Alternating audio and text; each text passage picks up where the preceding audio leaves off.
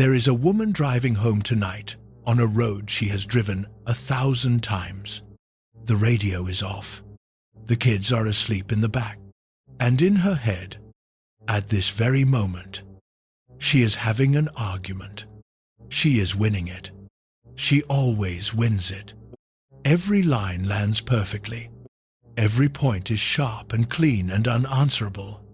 The person she is arguing with is not in the car. He does not know the argument is happening. He said what he said 11 years ago, at a kitchen table that no longer exists, in a house that has since been sold. He has probably forgotten the entire conversation. She never did. She has been finishing it, night after night, for 11 years. Maybe you know that road, because here is what happened the moment you clicked on this video. A name came up. You did not go looking for it. You did not have to. It was already there, waiting, the way it is always waiting. Maybe it is a father, a sister, a friend who knew everything about you and used it, a church that was supposed to be safe. Maybe the name that came up was your own. Some wounds stop bleeding, but never stop weighing.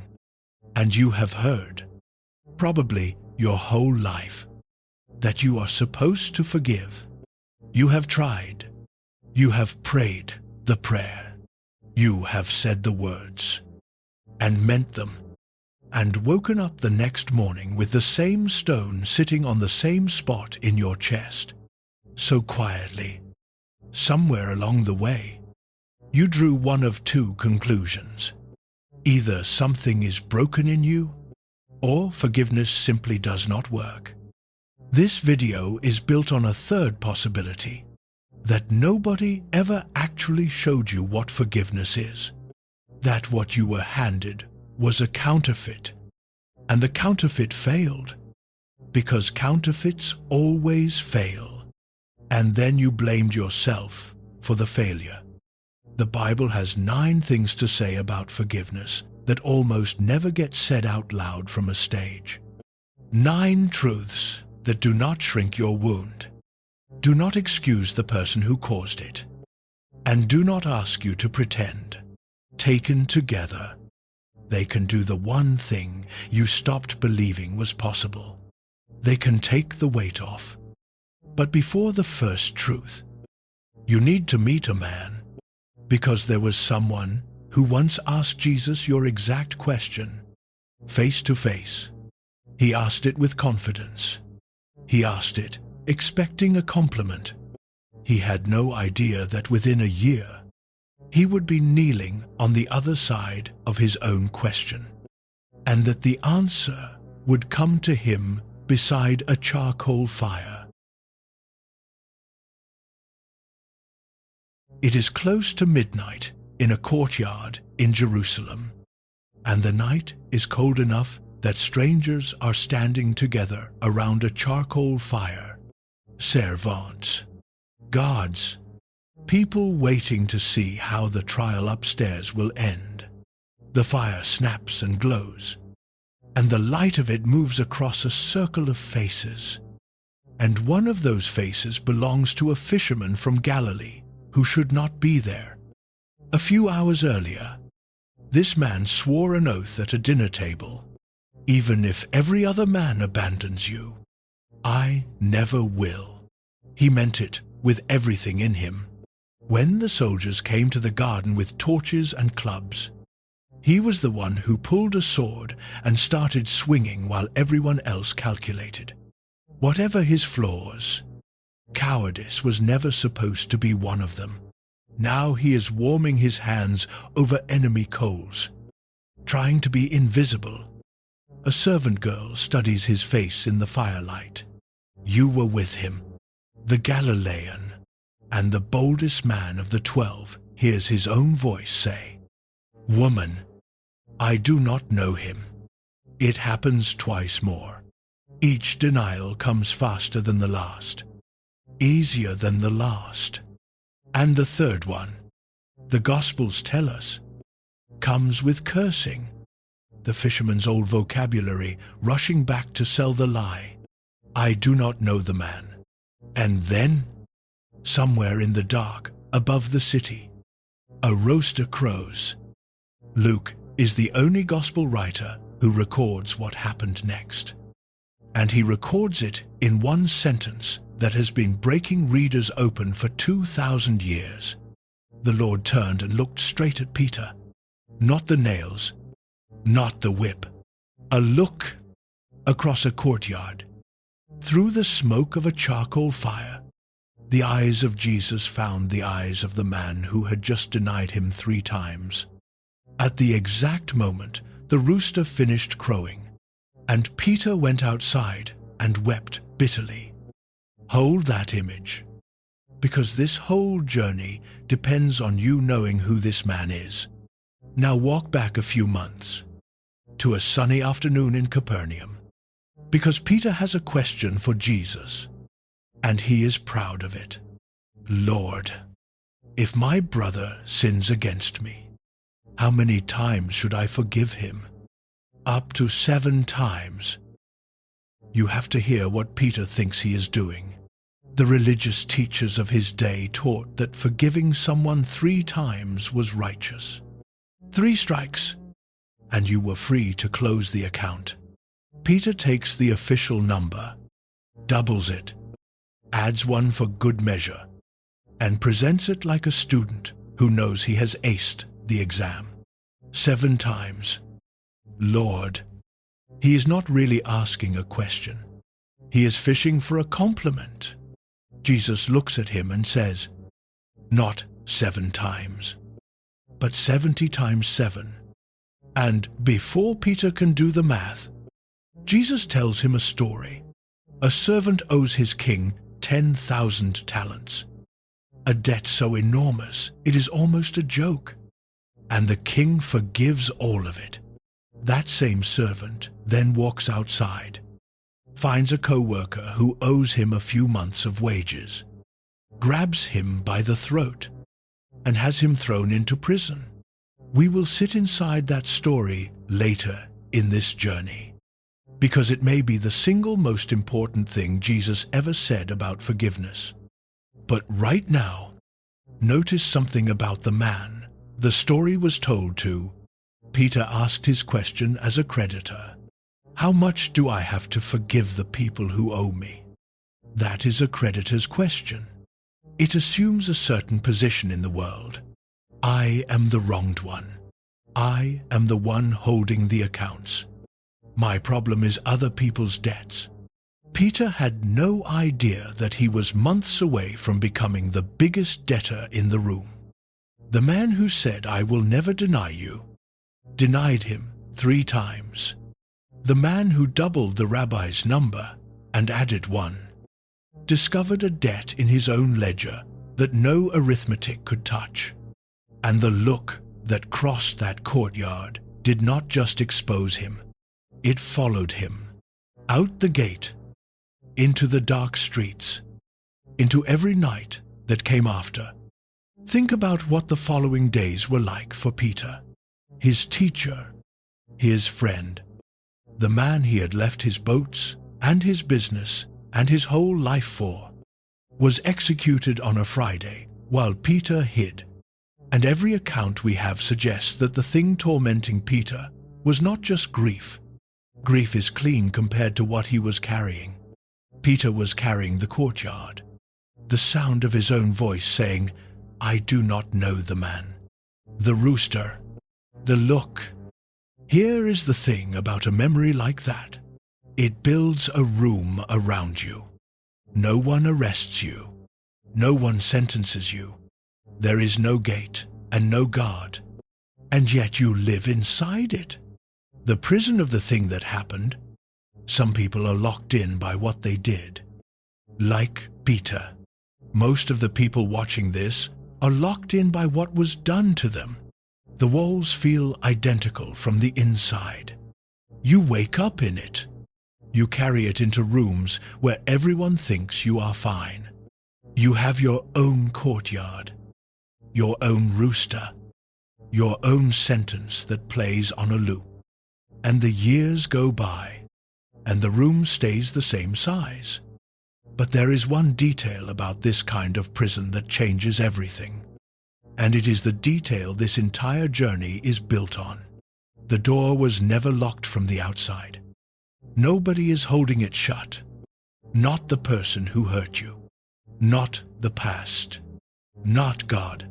The strange, terrible, hopeful truth about the prison of unforgiveness is that the key has been on the inside the whole time, resting in the hand of the prisoner.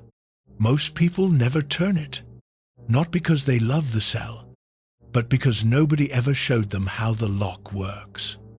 And because every counterfeit key they were handed snapped off in the door.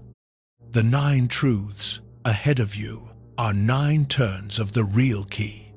And the reason Peter is our guide is simple. His story does not end in the courtyard. It ends beside a second charcoal fire, on a beach, at sunrise, with the smell of the same smoke in the air and the voice he betrayed asking him a question 3 times. We will stand on that beach before this journey is over.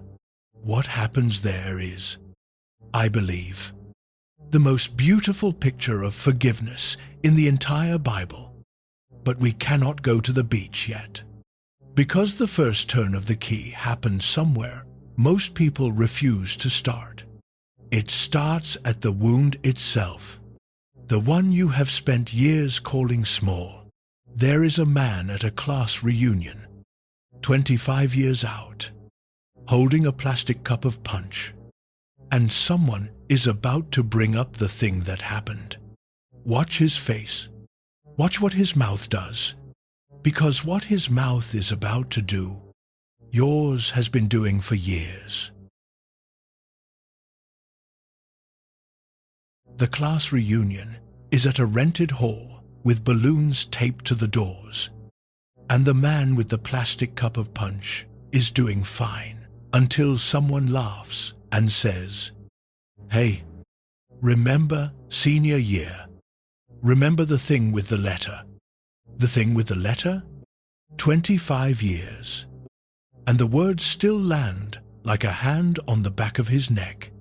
Everyone at the table is smiling, because to them it is a funny story, a piece of ancient history, a thing that happened to a kid who, technically, no longer exists.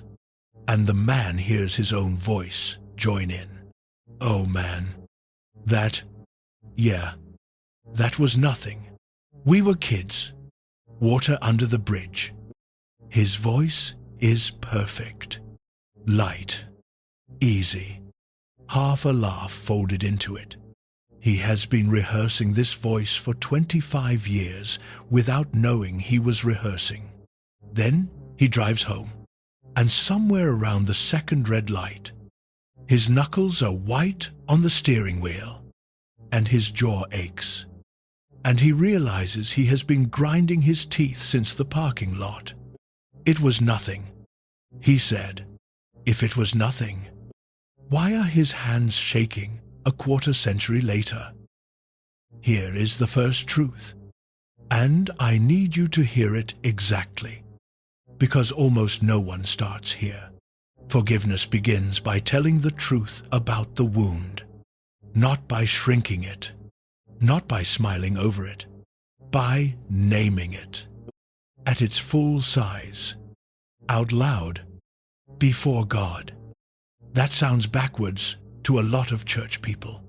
We were raised to believe that the spiritual move, the mature move, is two minimes. Say it did not hurt. Say it was a long time ago. Say the other person meant well. Probably. And anyway, everybody has stuff. And God does not want us dwelling on the past. We learn to slap the word fine over open wounds the way a landlord slaps paint over water damage.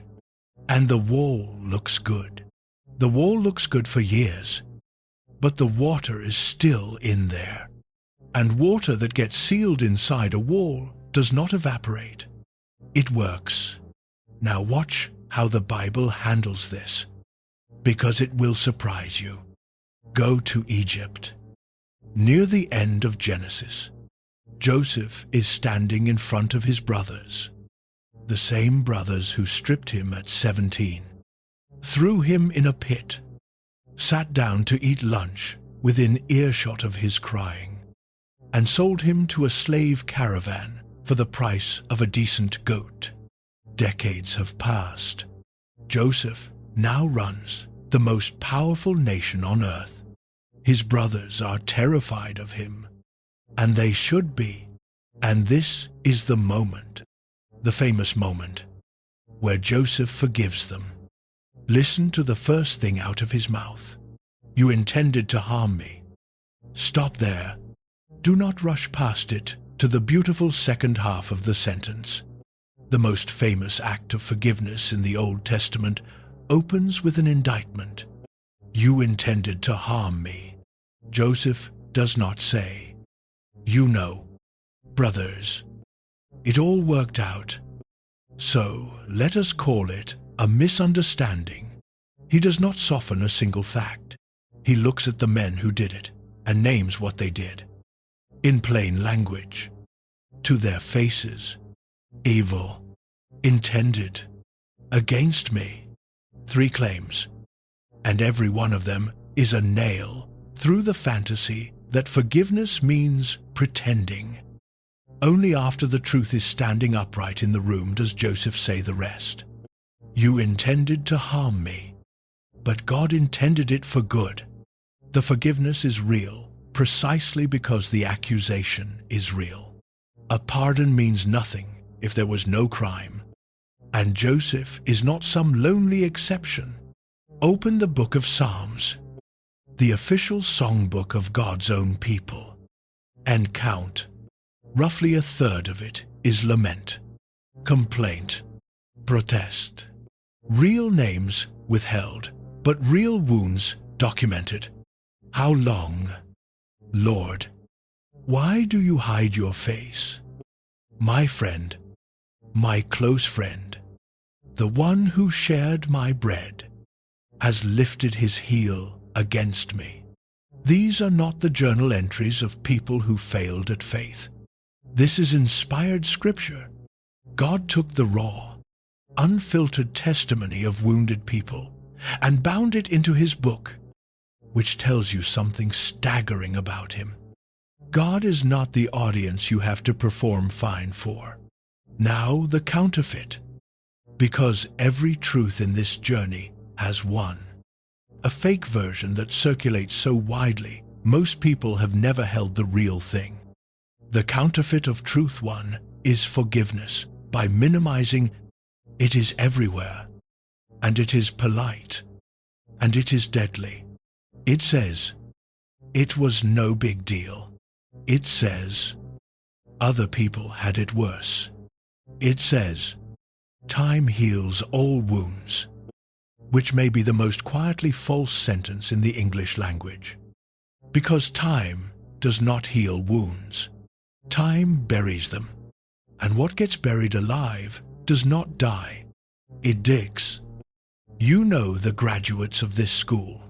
Maybe you are one. The family that never once discussed the thing everyone knows happened.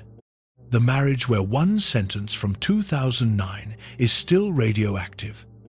So both people root every conversation around it like traffic around a sinkhole.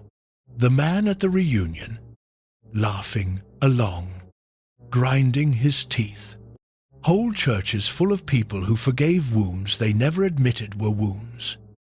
Which is why the forgiveness never held. You cannot release what you refuse to pick up. You cannot hand God a wound you will not admit is there. There is a reason this counterfeit thrives among believers, especially.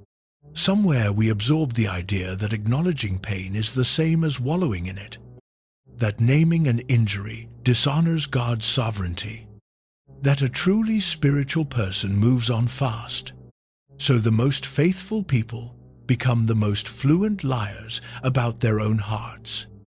And their smiles get brighter as the wall gets softer behind the paint. Here is what the real thing sounds like. It is one sentence, and it has 3 parts. And all 3 have to be there, or the whole thing collapses. It was wrong. It hurt me, and I will not let it rule me. Say the first part alone, and you have a grievance. Say the last part alone, and you have denial in a nicer outfit. But together, those 3 claims do something almost nothing else can do. They tell the truth at full volume and refuse the wound, the throne, in the same breath. That is Joseph in Egypt. You intended evil. It was real. And God is bigger than what you did. That is half the Psalms. This is killing me, Lord, and I am bringing it to you. The wound gets named. The wound does not get crowned. So here is the question for this first turn of the key. And be honest, because everything after this depends on it. That thing you have been calling small for years. The one you laugh about in the right rooms. If the exact same thing happened to your child, to your daughter, to your son, would you call it small then? Would you say water under the bridge? If the honest answer is no, then you already know the truth about the wound. You have known it the whole time. The only question is whether you will finally say it in the one direction where it is safe to say everything. But the moment you do, I know what happens next. Because it happens to everyone. A cold fear moves in right behind the honesty. Because if the wound is real, if it was truly wrong, truly evil, then forgiving it starts to feel like signing a paper that says what they did was acceptable. There is a mother in a courtroom who is about to show you why that fear, as reasonable as it sounds, has forgiveness exactly backwards.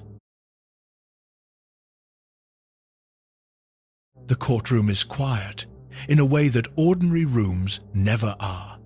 The man at the defense table is 23 years old, and 11 months ago he made a series of choices that ended the life of a 19-year-old boy. The boy's mother has been in the 3rd row for every day of the trial. Today the judge invites her to speak before sentencing, and the whole room braces, because everyone knows what these statements are. This is the moment the system hands a shattered parent the microphone and steps back. She stands. She is holding a folded piece of paper she never opens. And she says, "I want to say something to the young man." Then she looks at him until he has no choice but to look back. "What you did took the best thing in my life. There is no punishment this court can give you that touches what you took. I have hated you for 11 months. And I understand now that I could hate you for 50 years and my son would still be gone. The room does not breathe. So I am not going to carry you anymore. Before God, I forgive you." The local news will run the clip that evening with a one-word banner, "Forgiveness." And most people watching will quietly misunderstand what they saw. Some will call her a saint. A few, maybe someone in your own family, will call her weak. Or worse, will say she let him off the hook.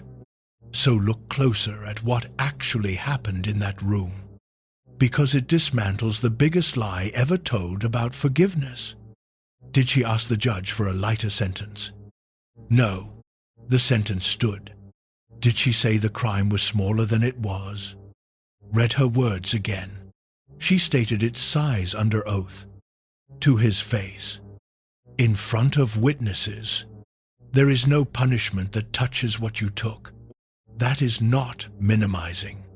That is the most precise measurement of the crime anyone offered in that courtroom, including the prosecutor. She did not shrink the evil. She did not cancel the consequences.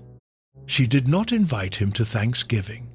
She put down one specific thing: the hatred, the daily, grinding, full-time job of holding him. That is all forgiveness took from her. And it is the only thing forgiveness ever takes. Here is the second truth. Forgiveness does not mean it was okay.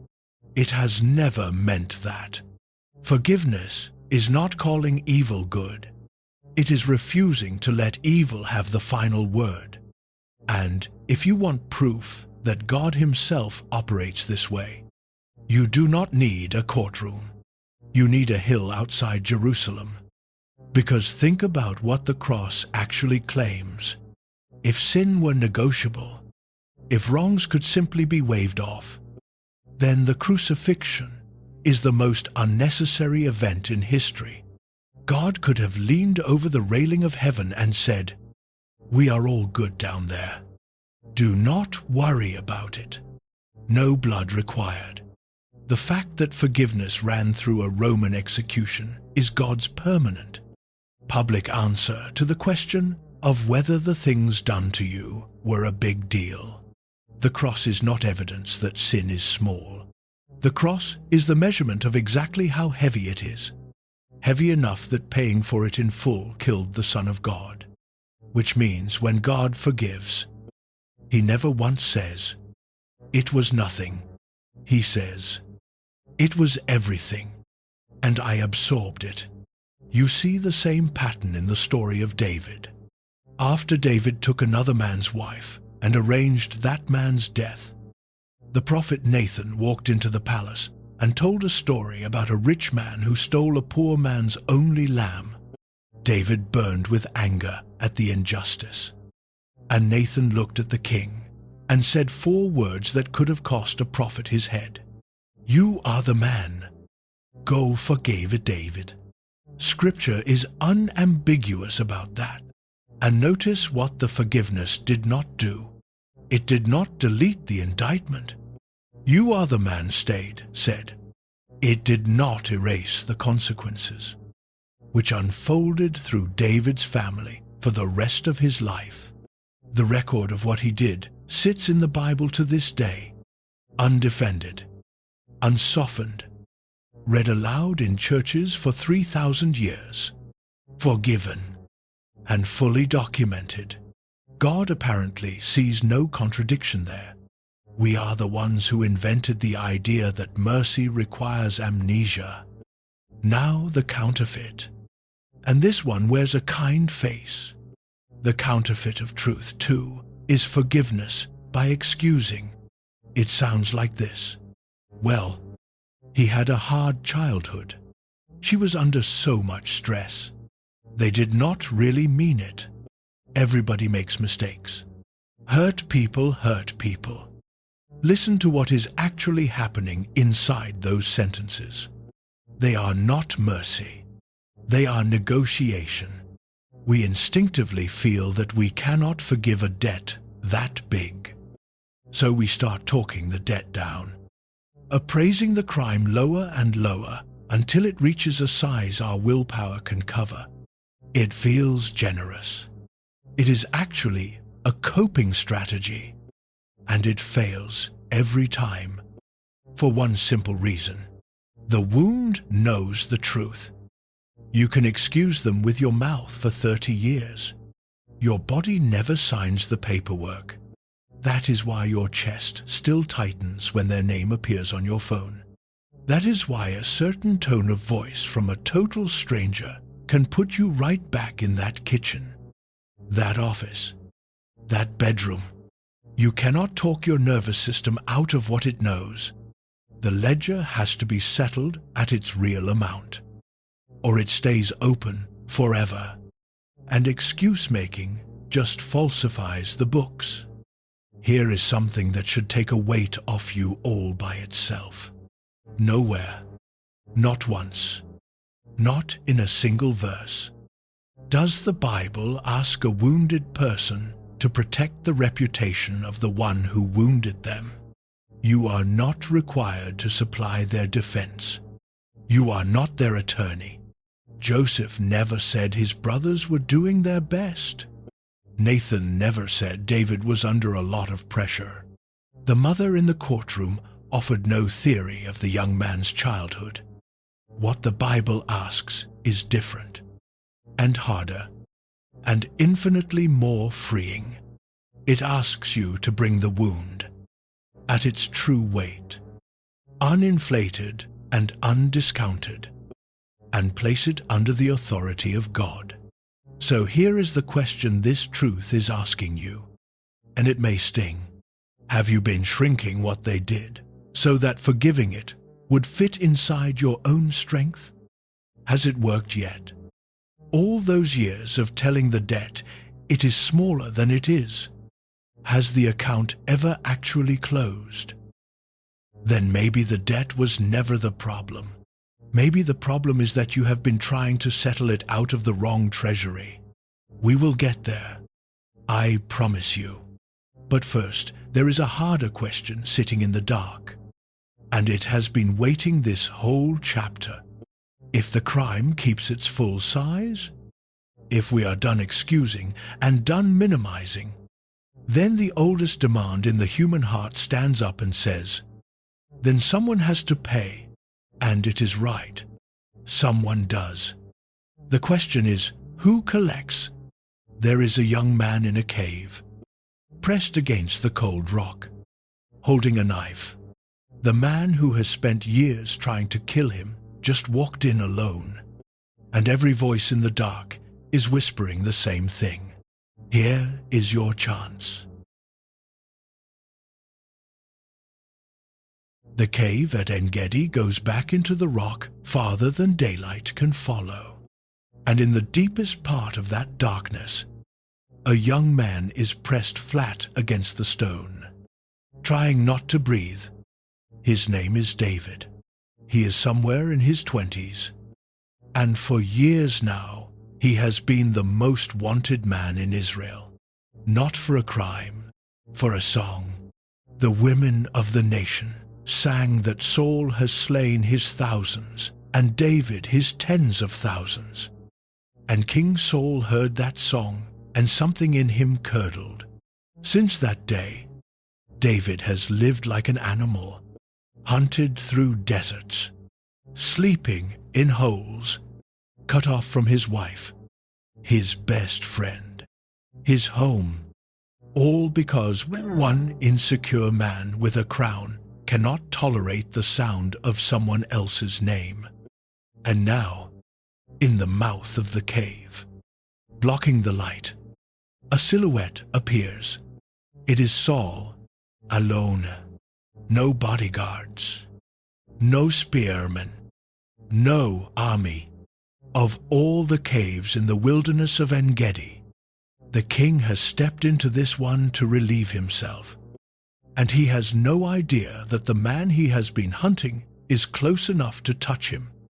David's men are pressed into the dark beside him, and their whispers come fast and hot.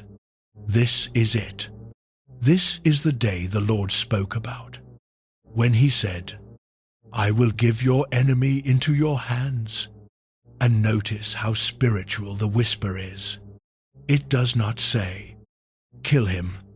It says, God has arranged this. Revenge almost never shows up in its own clothes. It comes dressed as justice, as destiny, as an open door that would be ungrateful to refuse. David moves through the darkness with a knife. Every step, he has a reason.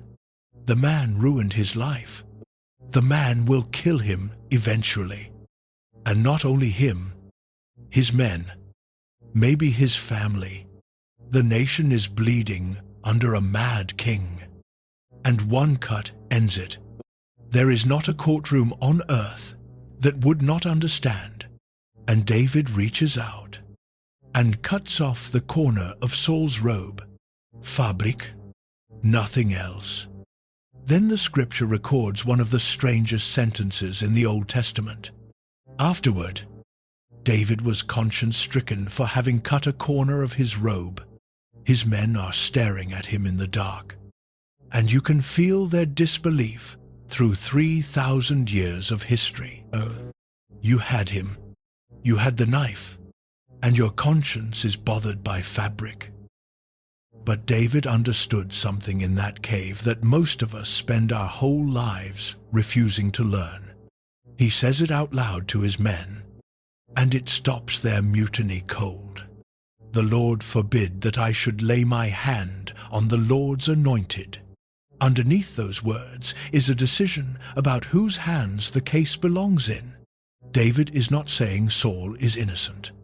Saul is guilty, and David knows the full inventory of that guilt better than anyone alive. David is saying something else. This is not my case to close. Here is the third truth. Forgiveness releases revenge into the hands of God. Now hold on, because I know what some of you just heard. And it is not what was said. You heard, let it go.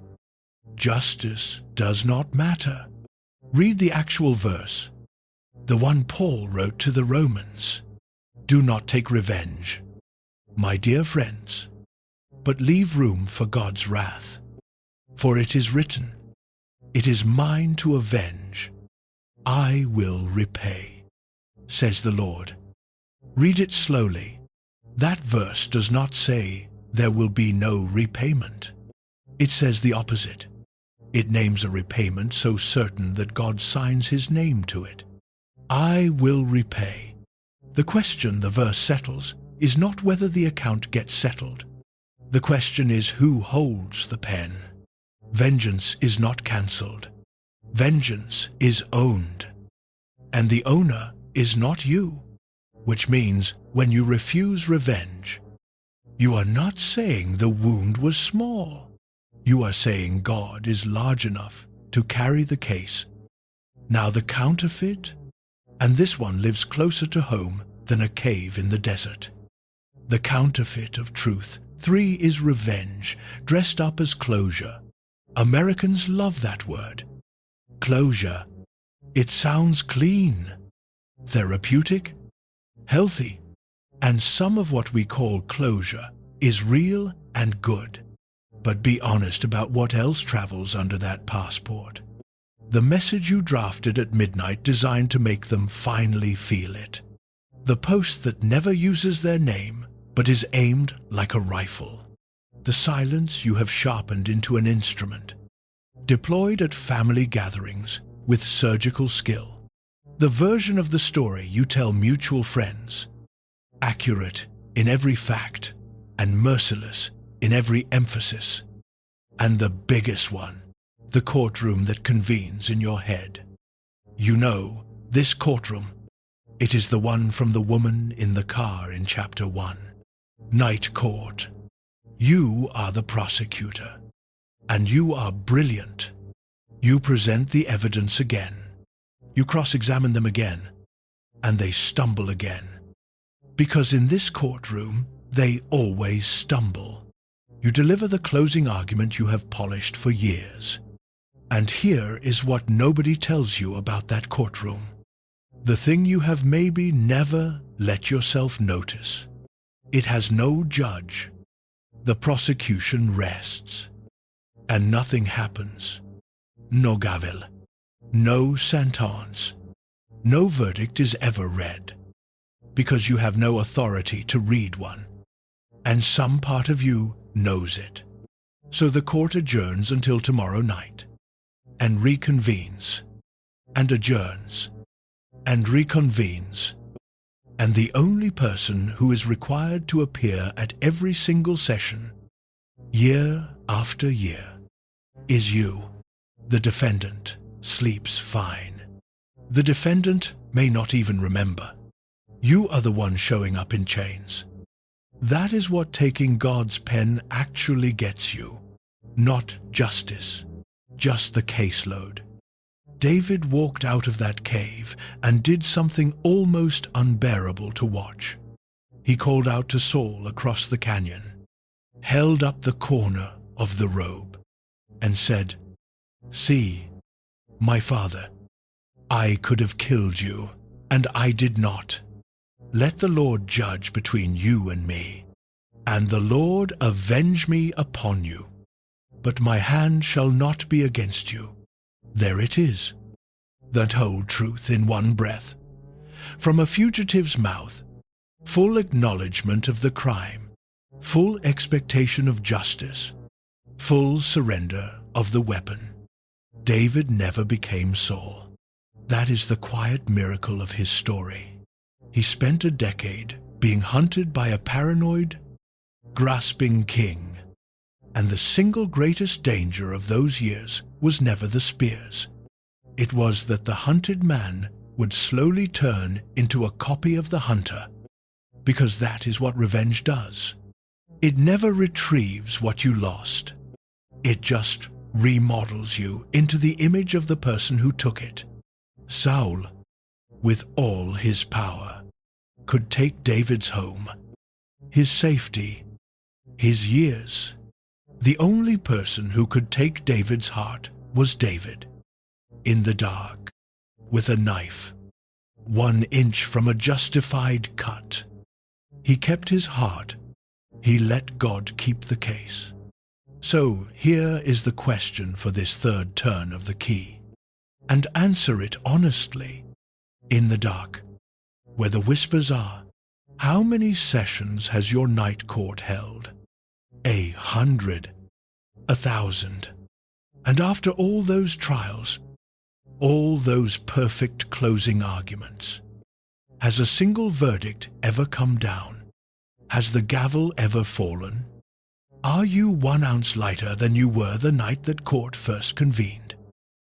Then maybe it is time to do what every honest prosecutor eventually does with a case outside their jurisdiction.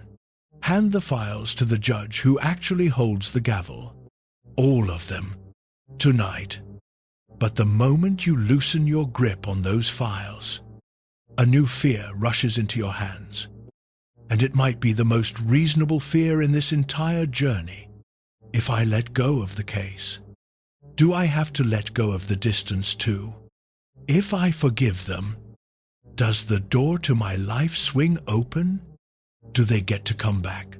There is a woman sitting in a church parking lot right now, engine off, hands in her lap, asking exactly that question. The sermon she just heard says yes.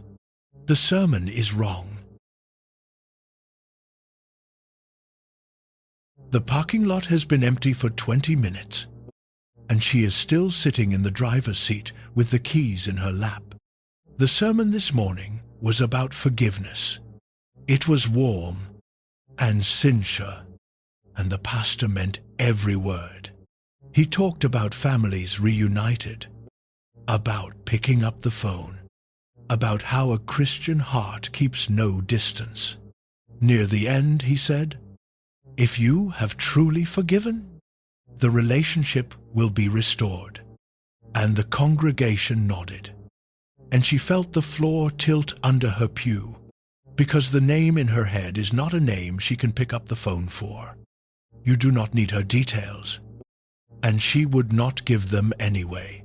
It is enough to say this: the person attached to that name is not safe, has never once admitted what happened, has apologized before, beautifully, and used the reopened door to do it all again. 10 years of her life were a cycle of harm, apology, reunion, harm, and the cycle only stopped when she finally, at enormous cost, stepped out of it. The distance she keeps is not a grudge. It is a scar that taught her something true. And now she sits in a parking lot, doing math that no one should have to do. If forgiving means reopening, then obeying God means going back into the fire. So either God is asking her to be destroyed, or she is permanently disqualified from one of the central commands of her faith. She needs to hear the fourth truth more than anyone in this journey. So listen carefully, because entire lives hinge on this distinction. Forgiveness is not reconciliation. They are two different things, with two different price tags, requiring two different numbers of people. Forgiveness happens in one heart. It is between you and God, and it can be completed tonight, alone, in a parked car, without the other person's participation, permission, apology, or knowledge. They never even have to find out. Reconciliation is the rebuilding of a relationship, and it is a two-party transaction. It requires truth on the table. It requires genuine repentance, not performed regret. It requires safety. It requires trust. And trust is not a gift. Trust is a structure, rebuilt slowly, blunk by blunk, with evidence. Forgiveness can be granted in a moment. Trust has to be earned back across time, and the Bible never once confuses the two. You want proof? Look at how God Himself does it. Scripture says God was in Christ, reconciling the world to Himself, not counting people's sins against them. The mercy is real, purchased, offered to everyone. And yet, the very next verse pleads to be reconciled to God. Think about what that means. The offer of forgiveness is already fully paid and fully extended. And still, reconciliation with God requires something from the other party. It requires turning around, coming home, repentance. God does not drag anyone through the door. And God does not pretend the relationship is restored when only one side has shown up for it. If reconciliation required nothing from the returning party, that verse could not exist. Now watch Joseph again, because we skipped something the first time, when his brothers first appear in Egypt, starving and begging for grain. Joseph recognizes them instantly. 20 years have passed. He has already wept over them in private. The forgiveness, by every indication, is already alive in his heart, and he does not reveal himself, not for a long time. Read the account in Genesis with fresh eyes, and what you find is astonishing. Joseph tests them. He accuses. He watches. He sends them home and brings them back. He engineers a situation where they are given a golden opportunity to abandon another favored little brother, Benjamin, exactly the way they once abandoned him. The whole elaborate sequence is one question, wearing different costumes. Are you still the men who threw a boy in a pit? Show me. And they show him. Judah, the same brother whose idea it was to sell Joseph for silver, steps forward and offers his own life in exchange for Benjamin's. Take me instead. Let the boy go home to his father. Same test. Opposite answer. The men are not who they were. Only then does Joseph break. Only then does he clear the room, and weep so loudly the Egyptians hear it through the walls, and say, I am Joseph. Come near to me. Do you see it? The forgiveness came first, alone, in his own heart.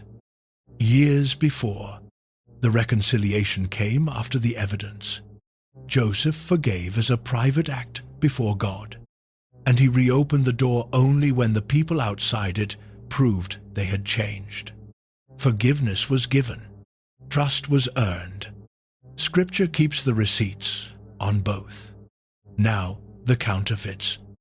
And this truth has two of them, one on each side of the road, and both ditches are full of wrecked people. The first counterfeit is forced reconciliation, wearing the mask of forgiveness. This is the sermon from the parking lot. It is the family that pressures a victim to sit at the table with the person who harmed them, because that is what Christians do. Because it is the holidays. Because keeping the peace matters more than the person being sacrificed for it. It is the church that hands an abuser a fresh start and hands the abused a lecture on grace. Hear this with total clarity.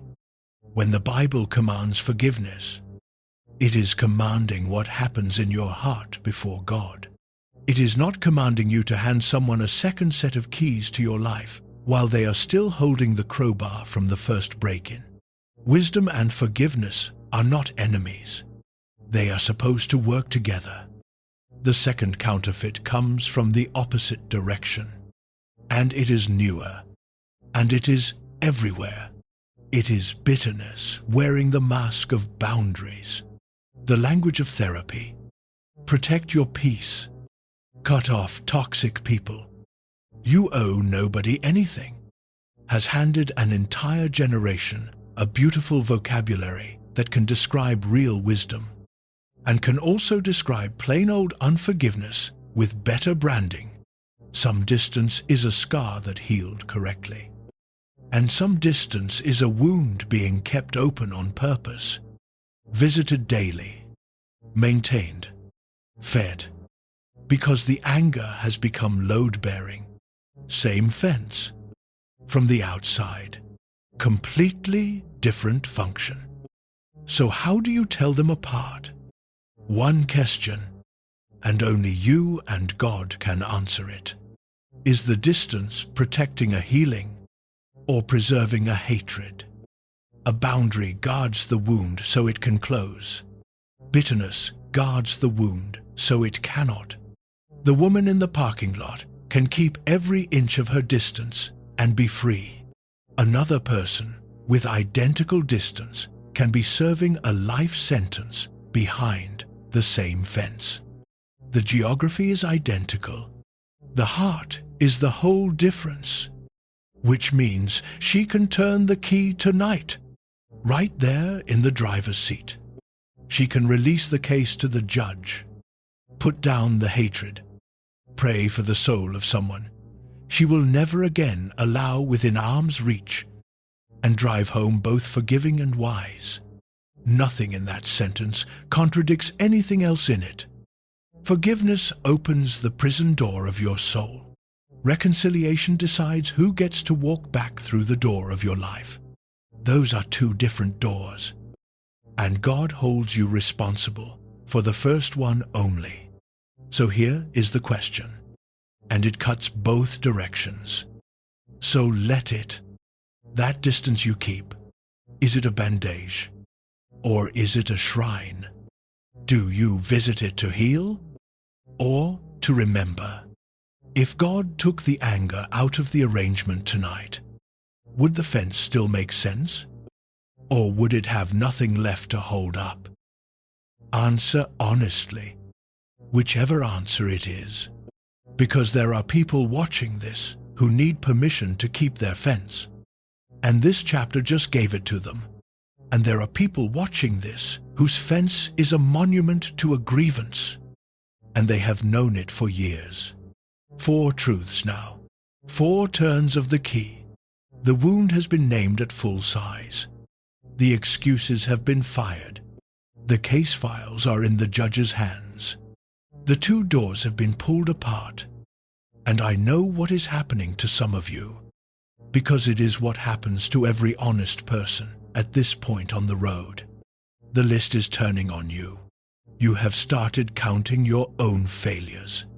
All the years of minimizing, all the night court sessions, all the fences you now suspect were shrines.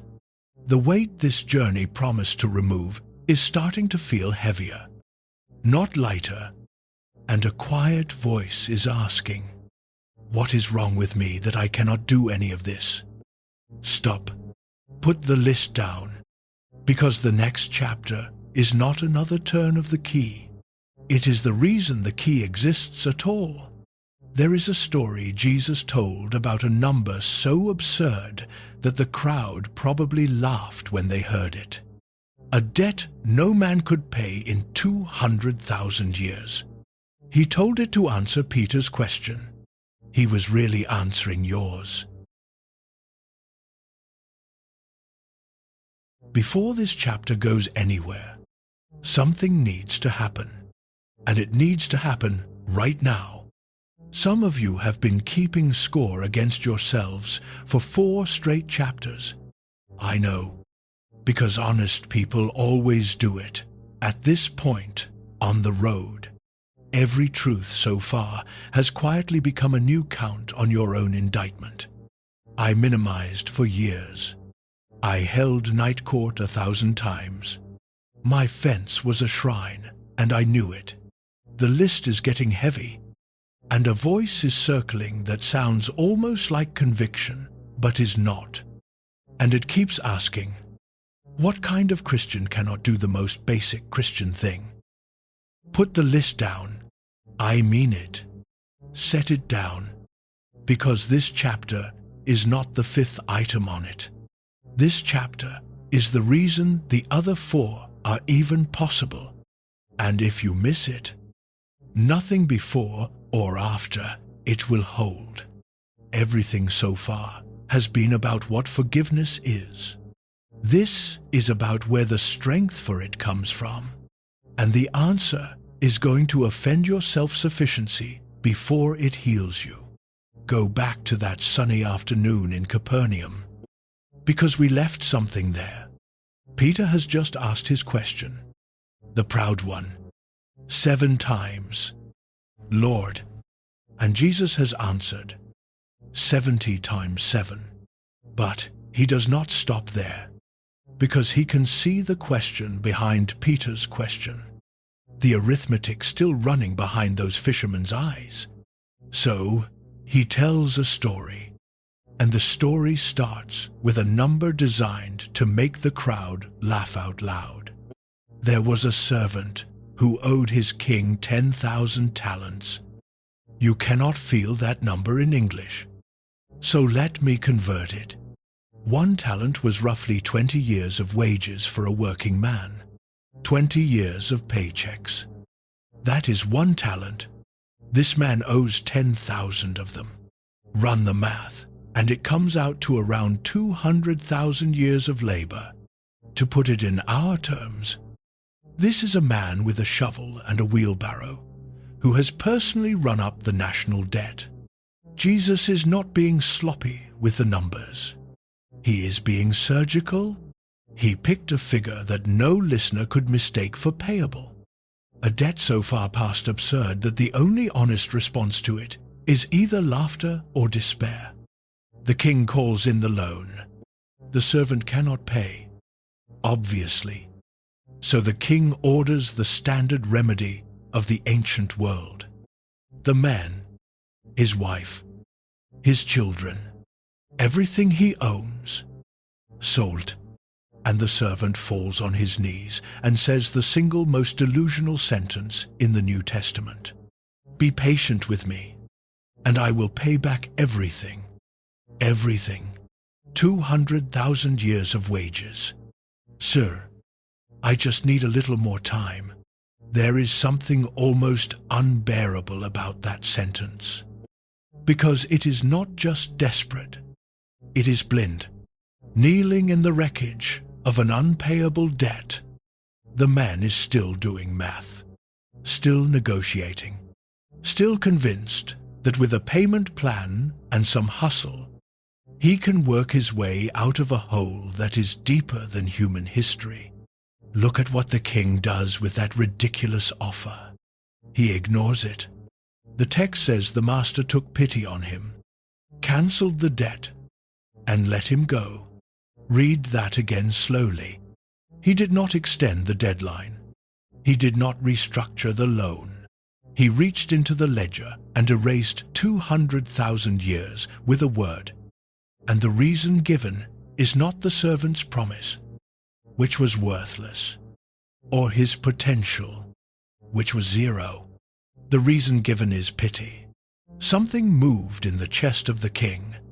That is the entire explanation the story offers. And it is the entire explanation the gospel offers. And there is nothing underneath it but love.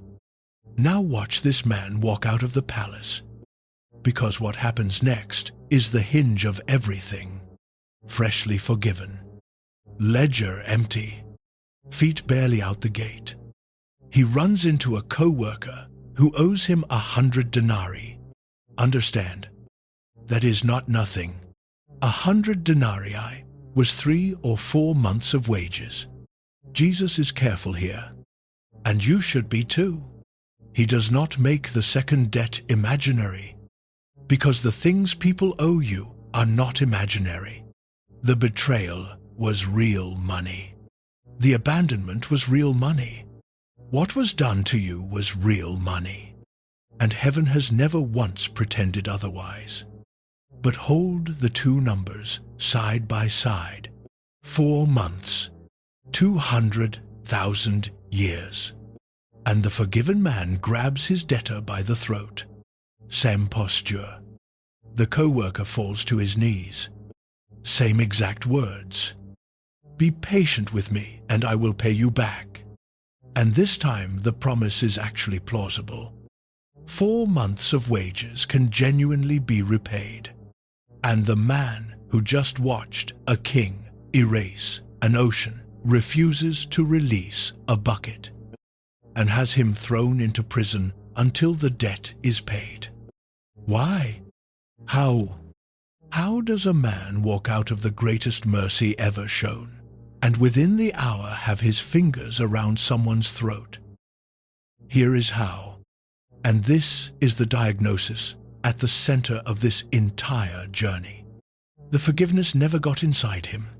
He heard the king say, "Cancelled," but somewhere in his chest, the account was still open. Because men who believe their debt is truly gone do not keep doing math on the way out of the palace. He was still calculating, still planning to somehow square things, still living in his own mind as a debtor working off an impossible balance. And a man who deep down still feels like a debtor will collect like a creditor. Every time he squeezed that throat, because in his heart, somebody had to pay somebody, because payment was still the only language his heart could read. People who have never received mercy at depth cannot release it at depth. You cannot pour from an account you do not believe has funds in it. And now name the counterfeit, because you have met it. And it might be the most exhausting counterfeit in this whole series. It is forgiveness by willpower, gritted teeth forgiveness. You decide to forgive, the way you decide to start running in January. You announce it, maybe even in prayer. I forgive them. I release them. Done. And it holds for 3 weeks.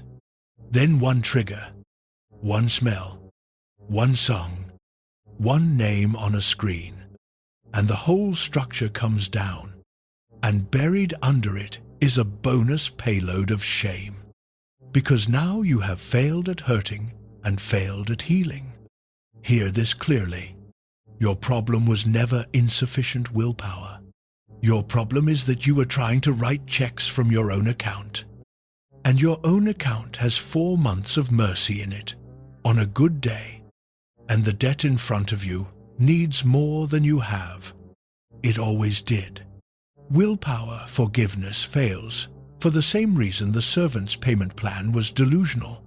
The math was never going to work. There is only one account with enough in it.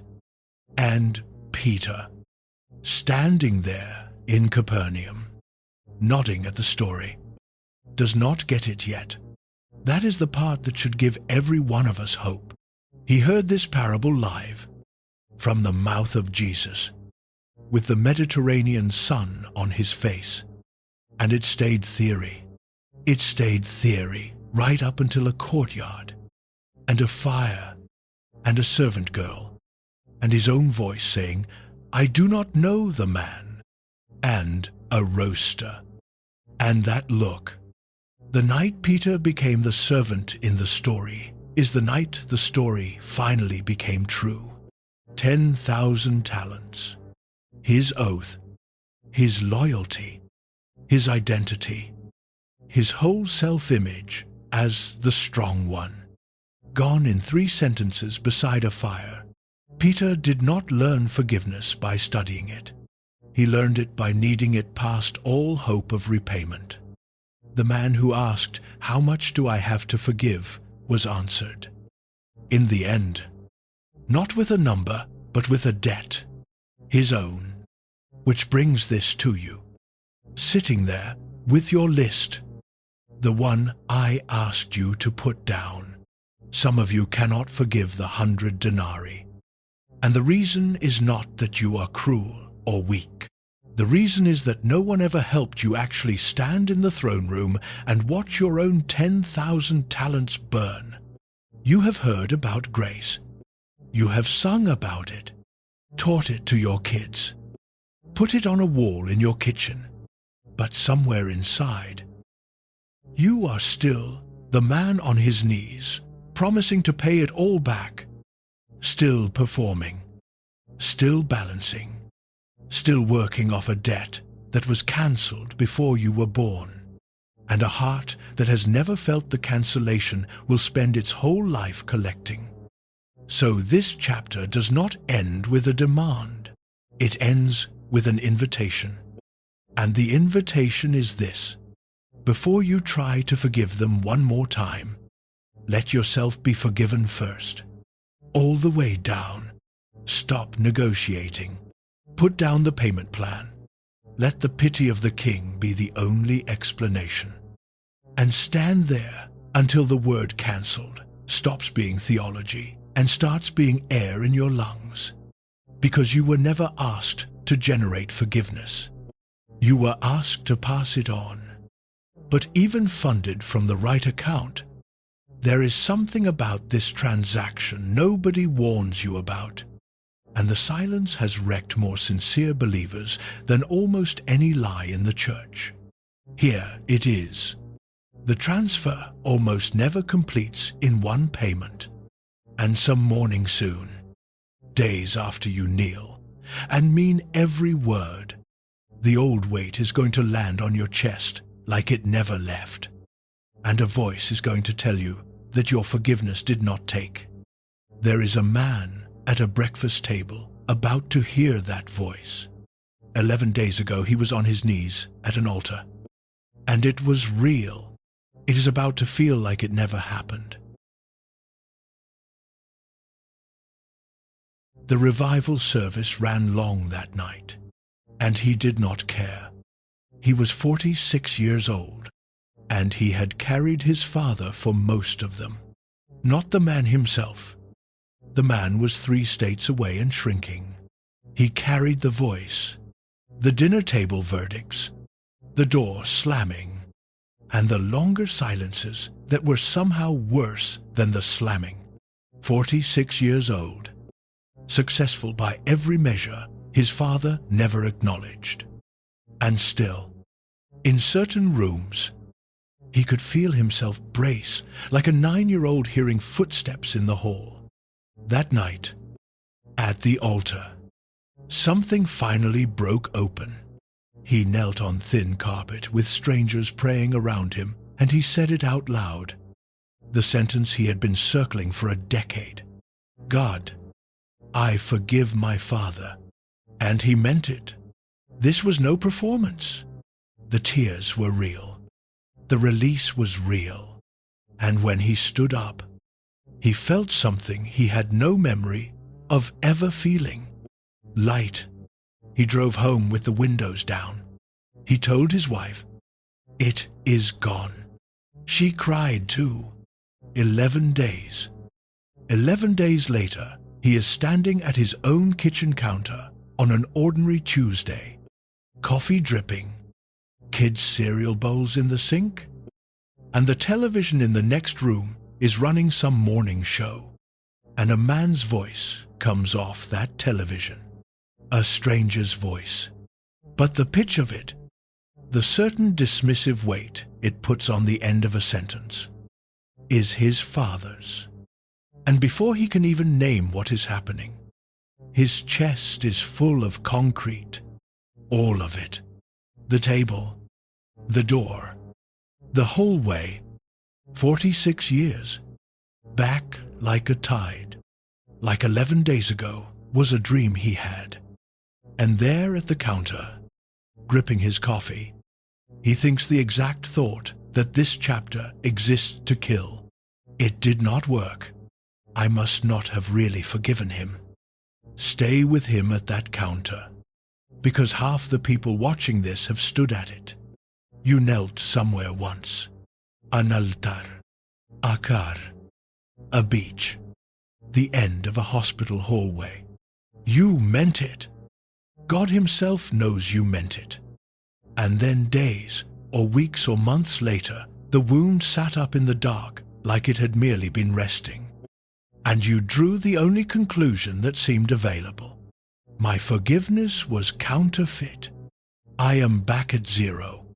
Here is the sixth truth, and it may untie a knot you have carried for years. Forgiveness is usually a road, not a door. The decision can happen in a moment. The healing gets walked out over miles. And confusing those two things, the decision and the healing, has convinced millions of sincere people that they failed at something they were actually in the middle of doing correctly. Go back to 70 times 7, because everyone quotes it, and almost no one sits inside it. The Standard Sermon says Jesus meant you must forgive 490 separate offenses. And then, of course, the number is really shorthand for infinity. Keep no count at all. True enough. But anyone who has carried a serious wound knows the second meaning, the one you only find on the road. Sometimes 70 times 7 is not 490 offenses. Sometimes it is one offense, forgiven 490 times. Because the memory does not knock once. The same betrayal comes back on the anniversary, and at the funeral, and in a stranger's voice on a morning show. And every return demands a fresh release. Same wound, new day, choose again. Anyone who tells you they forgave a catastrophic wound once, in one prayer, and never felt it again, is either graced beyond the common lot, or has not checked their own chest lately. And if you want to see this lived out, open the Psalms one more time, and this time notice something structural. David does not lament once. The same enemies, the same betrayals, the same how long. O Lord, appear in psalm after psalm after psalm, written across years. Here is a man after God's own heart, bringing God the same wound dozens of times. And here is the part that should set somebody free today. God did not edit the repetition out of the book. He could have kept one lament as a sample and cut the rest. Instead, the repetition is the inspiration, the coming back, again, with the same pain, to the same Father, is not the failure of faith. The accuser says it is. The coming back is the faith, now the counterfeit. And this one is not a human habit so much as a broken teaching. And it has casualties. Call it one and done, forgiveness. The altar call model. It preaches beautifully. Come down front. Pray the prayer. Leave it at the cross. Walk away free forever. And there is a glorious half-truth in it. Because something real does happen in that moment. A legal transaction. A release of the case. And heaven registers it. The damage is in what the model quietly implies. That if the transaction was real, the pain will never return. So when the pain returns, and with deep wounds it returns, the model leaves its student only one conclusion. The transaction must have been fake. Do you see the machinery of despair in that? The person did not fail at forgiveness. The model failed at describing it, and then handed the student the bill. People do not abandon the road of forgiveness because it is too long. They abandon it because somebody told them it was a doorway. And when they found themselves still walking, they concluded they must have missed the door. Nobody missed the door.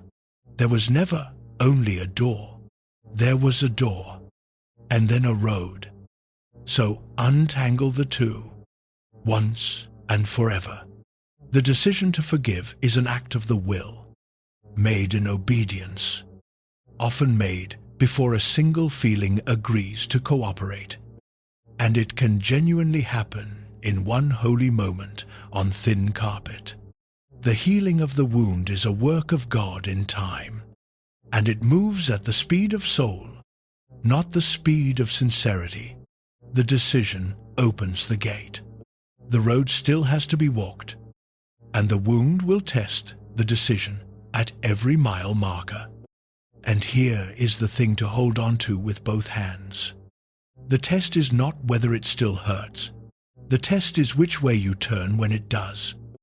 The man at the kitchen counter has 2 turns available, and they lead to 2 different lives. He can turn back toward night court, reopen the file, re-argue the case, let the stranger's voice on the television convene a fresh session, and file this morning as proof that nothing ever changes. Or he can stand there in the smell of coffee, feel the full weight land on his chest, and say 9 words that no one will hear but God.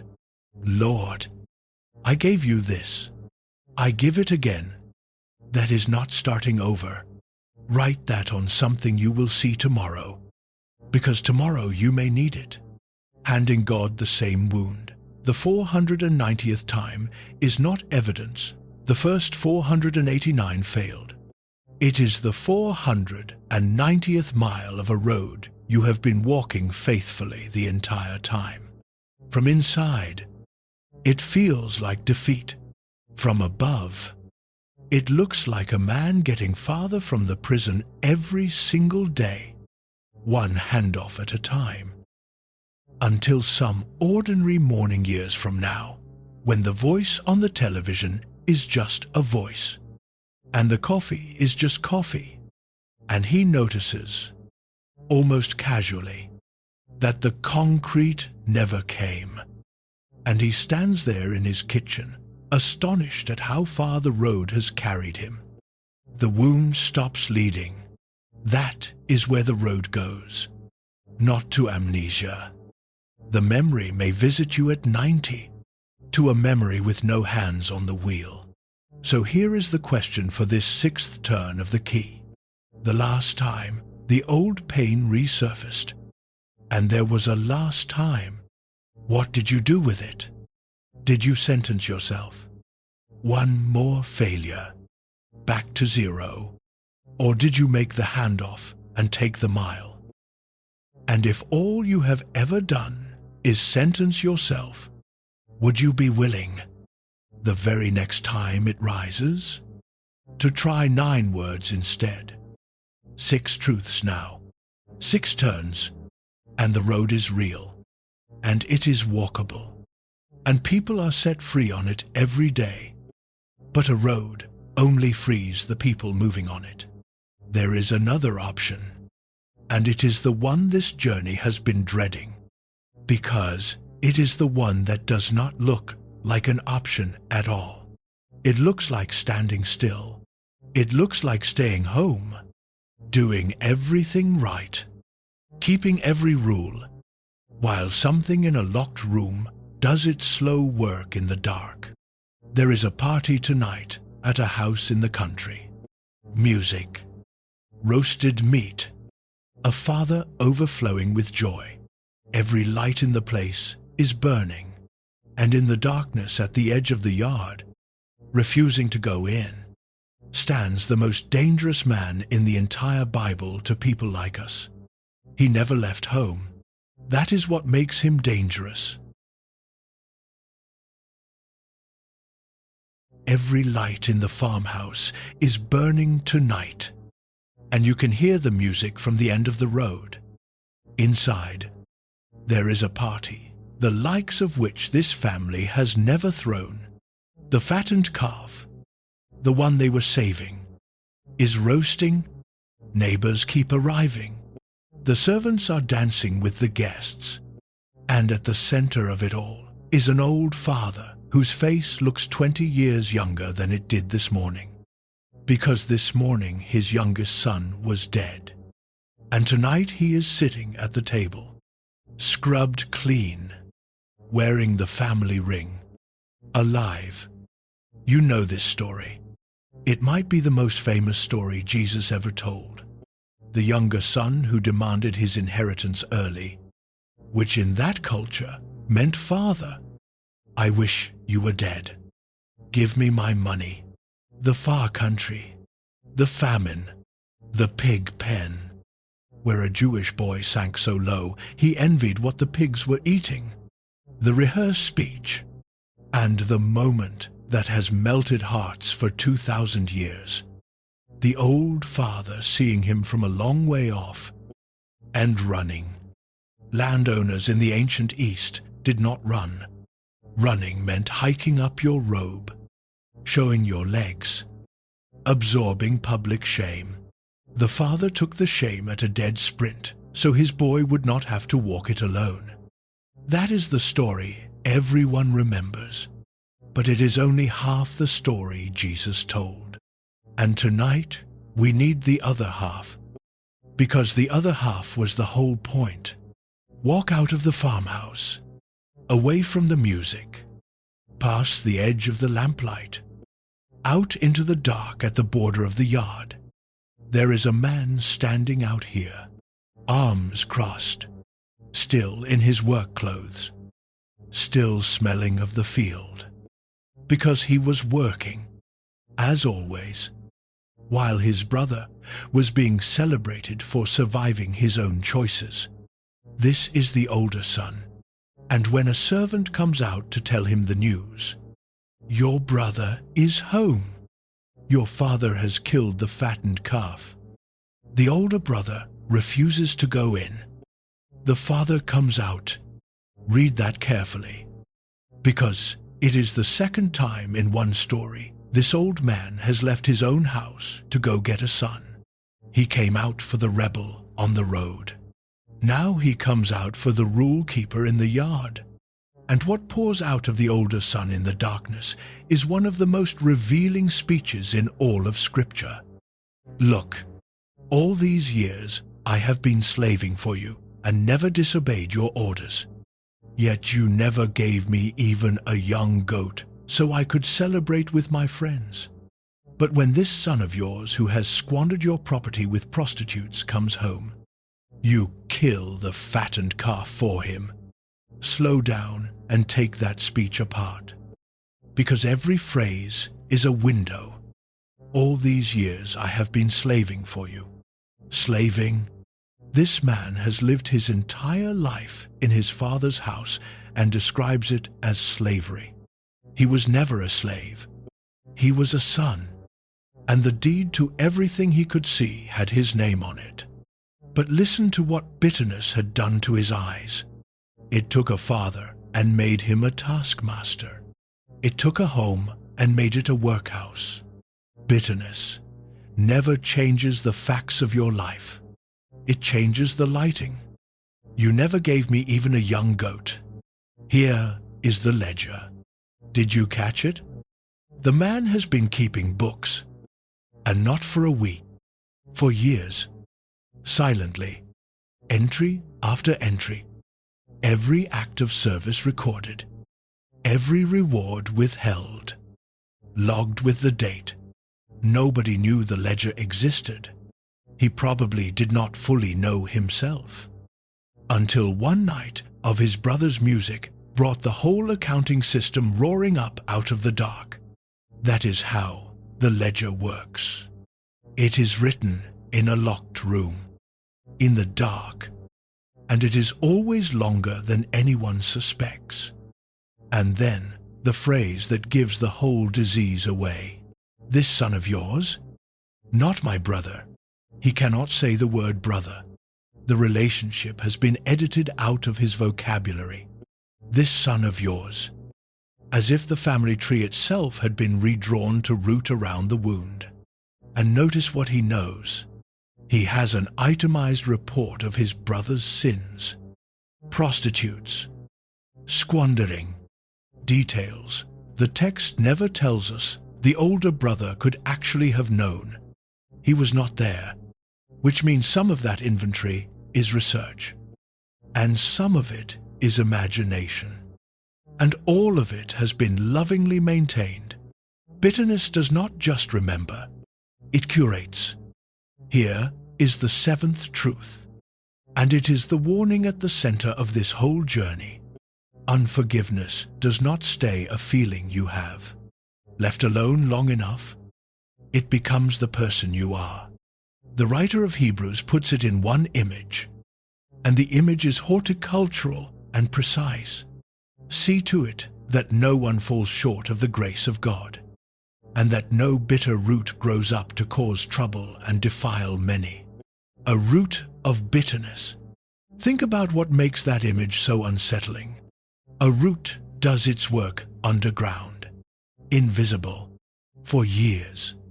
The surface of the garden can look immaculate, mowed, weeded, photographed for the neighbors, while underneath, out of sight, a root system is spreading in every direction, wrapping pipes, cracking foundations, drinking everything. By the time anything shows above ground, the root owns the yard. And read the end of the verse again, because it will not let you keep this private. A bitter root defiles many. Many. Bitterness has never once in history stayed inside the person hosting it. It seeps. It comes out sideways at dinner tables. It gets narrated to children, who absorb the story and inherit the enemy. Third generation grudges with original heat and no original memory. It trains a whole family which names cannot be said at Christmas. The older brother thinks his ledger is a private document. It is not. Everyone in the house can read it off his face, and the servants can. And one day his children will be fluent in it without ever being taught.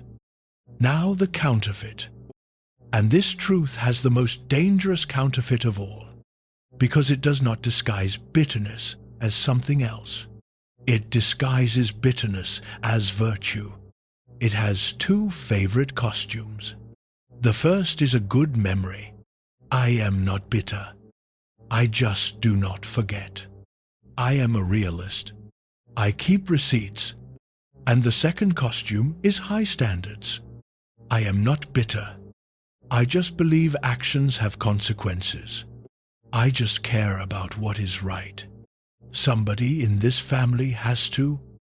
Do you hear what both costumes have in common? They are both true statements worn over an untrue heart. The older brother's facts were correct. That is what makes his speech so chilling. The younger son really had squandered everything. The older one really had stayed and worked. Every entry in the ledger would survive an audit. And he is the one standing in the dark, while the sinner sits in the light. Because the poison was never in the facts. Here is the thing nobody tells you about the poison. You have heard the old line. Bitterness is like drinking poison and waiting for the other person to die. It is a good line, but it is too gentle, because it implies the poison kills you. It does not kill you. It sculpts you, slowly, over years.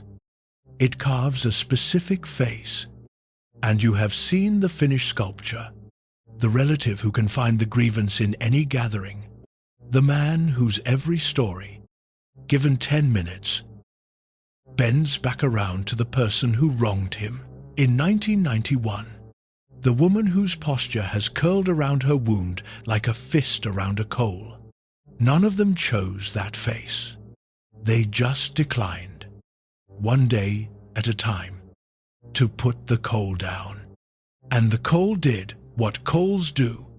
The younger brother was lost in rebellion. The older brother was lost in resentment. And here is the line that should stop you cold. Only one of them knew he was lost. The pig pen has one mercy the front yard lacks. In the pig pen, you cannot pretend things are fine. But do not miss where the Father is standing, because this is the gospel hiding in the dark half of the story. He is outside. Again, the same Father who ran down the road for the son who left now stands in the night yard, pleading with the son who stayed. And listen to his answer to that whole bitter ledger. My son, you are always with me, and everything I have is yours. Everything. The inheritance the older brother was slaving to earn had been his the entire time. The goat he was keeping accounts over. He could have had 100 goats. He was starving in a house full of food. All these years, by choice, with the ledger for a menu. And then the father says the sentence the older son could not say. We had to celebrate, because this brother of yours was dead and is alive again. This brother of yours. The father hands him back the word he had deleted. Jesus never tells us what the older brother decided. The story just stops, out there in the dark, with the music still playing, and the door still open, and the father still waiting. That ending is not sloppy storytelling. Jesus left the older brother's chair empty because he was talking to a yard full of older brothers.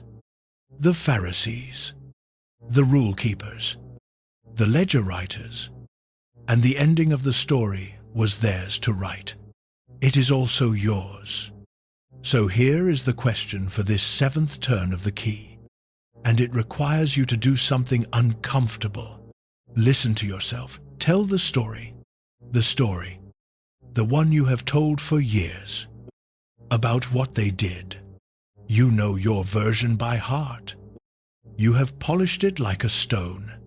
Now, ask one question about it. In your version, are you ever, even once, anything other than completely right? Has your telling of it changed at all in 10 years? Or is it the same speech the older brother gave, word for word, in the dark, to anyone who comes out to find you? Because if the story never changes, and you are always its hero, and the other person is always this son of yours, then the story may have stopped being a memory a long time ago. It may have become a ledger, and the ledger may be becoming you. There is one mercy, though, that the ledger cannot survive. One thing that closes accounting systems for good, and it is waiting in the next chapter, because there is a question underneath the older brother's whole speech, underneath your night court, underneath every entry in every ledger ever kept. And the question is this: what if they never pay? What if the apology, the acknowledgement, the moment they finally understand what they did, never comes? There is a woman standing in a cemetery right now, in front of a headstone with grass grown thick around it, learning the answer. She has been waiting 10 years for an apology from a man who has been dead for 10 years. The cemetery is quiet, the way only weekday cemeteries are, and the woman standing on the grass path has not been here since the funeral. 10 years. Her counselor is the one who finally suggested it. Go there. She said, "Say what you need to say." So she drove out on a Tuesday morning with a speech in her head. Parker walked the rows reading names until she found the right one. And now she is standing in front of a granite stone with grass grown thick around its base. And the speech is gone, because standing here, she is realizing something that has been true for a decade, without her ever once looking straight at it. She is still waiting, all these years, underneath the moving on, underneath the therapy and the busy seasons and the good stretches. Some sealed-off room of her heart has been waiting for him to say it, to acknowledge, to finally, once, just once, look at her and admit what happened and what it cost her. Her healing has been parked outside that room, engine idling, waiting for a signature. And the man whose signature she is waiting for has been under this grass for 10 years. Stand there with her a moment, because the mathematics of her situation is brutal and it is clarifying. If freedom truly requires their apology, then her freedom is buried in that box, and no counselor, no prayer, no passage of years can ever retrieve it. She is serving a life sentence, and the man holding the pardon is gone. That is the actual arithmetic of conditional forgiveness, followed to its honest end. It hands your future to someone who may be unwilling, unaware, unrepentant, or unavailable, or dead. Here is the eighth truth, and for some of you, it is the one this whole journey has been driving toward. Your freedom cannot wait for their apology. Biblical forgiveness has never been a response to repentance. It is a release that happens with or without it, because it was never really a transaction between you and them. It is a transaction between you and God, and the other party does not have to show up for it to close. If that sounds too convenient, like a therapeutic workaround, look at where Scripture plants its flag on this, because it does not plant it in a counseling office. It plants it at 2 executions. Go first to a hillside outside the walls of Jerusalem, to a man named Stephen. He is the first person ever killed for following Jesus, and the book of Acts slows down to record his final minutes in detail. The mob that is stoning him is not conflicted. There is no remorse anywhere on that hill. These are religious men in a fury, coats off, arms swinging, and the text says they were gnashing their teeth at him, actually grinding their teeth in rage while they threw. Nobody on that hillside is going to apologize. Nobody is even going to hesitate.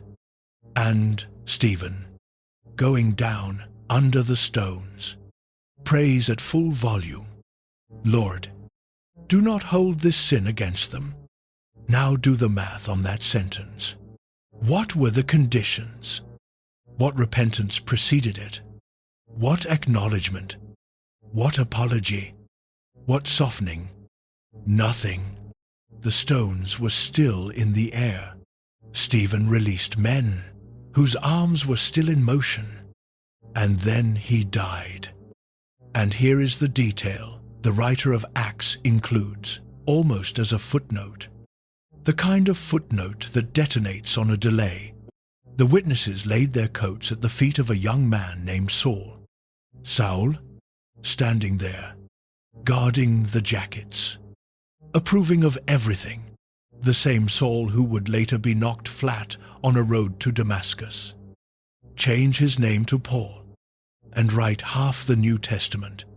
The first Christian sermon Saul ever heard may well have been a dying man forgiving his killers without a single condition attached.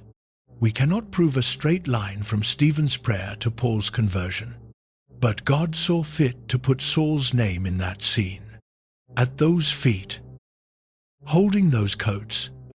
And church readers, have wondered for 2,000 years whether the seed of the world's greatest missionary was planted by a forgiveness nobody asked for and nobody deserved. Stephen never saw any of it. He forgave into a void, and the void turned out to be soil. And Stephen learned that prayer somewhere.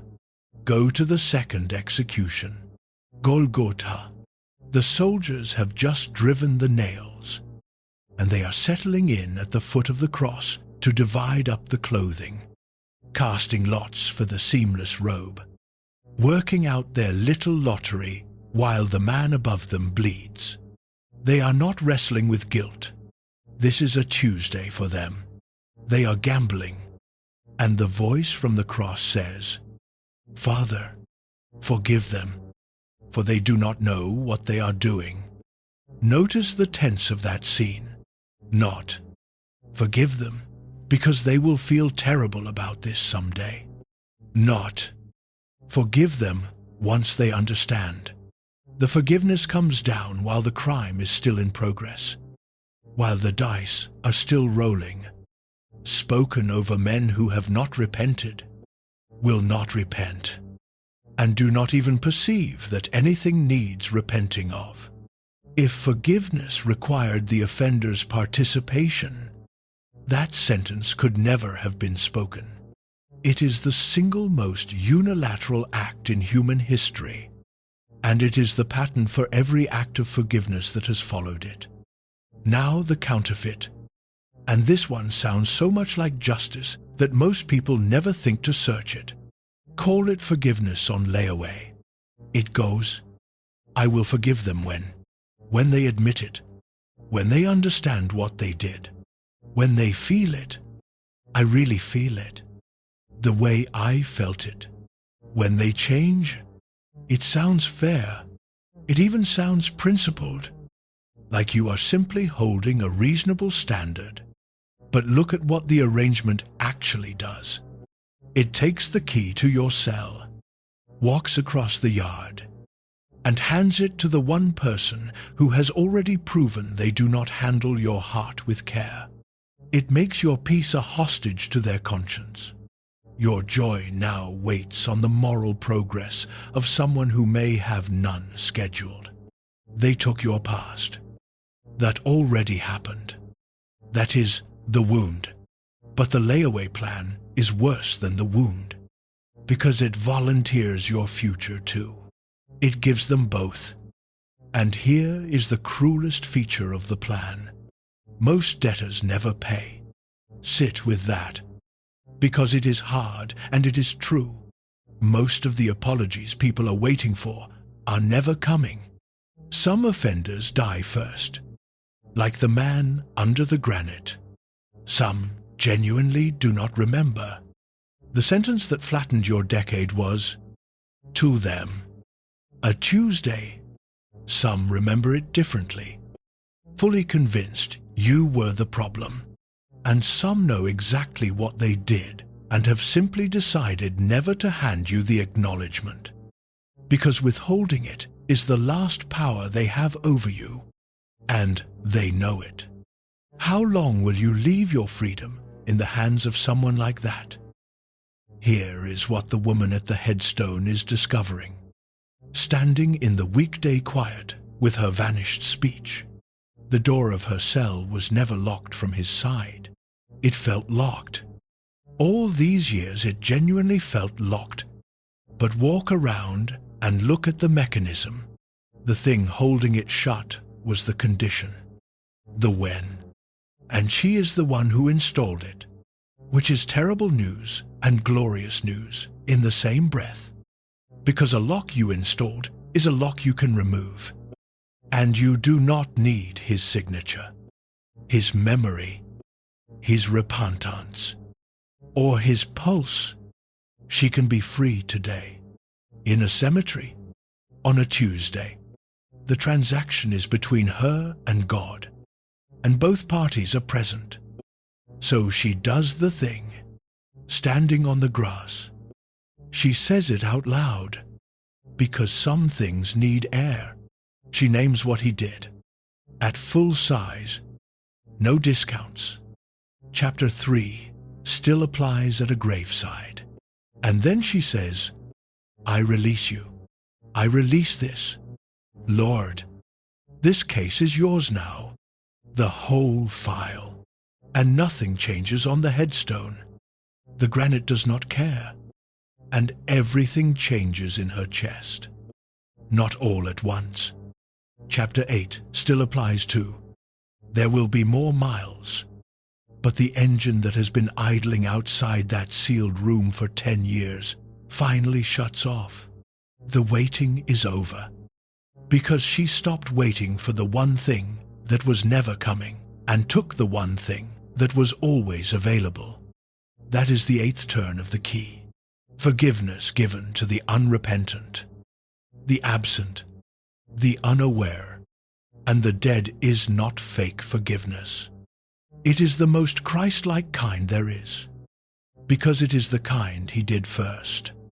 Out loud, from the cross, over men playing dice. So here is the question, and be ruthlessly honest with the numbers. That apology you are waiting for, what are the actual odds it ever arrives? You know the person. You know the years. Set the odds honestly. And now the second question, the one that matters. Whatever those odds are, how much more of your one life are you willing to pay for a ticket in that lottery? You have already paid years. Name the number of years you are prepared to add. If you cannot name the number, it might be because your heart already knows there should not be one.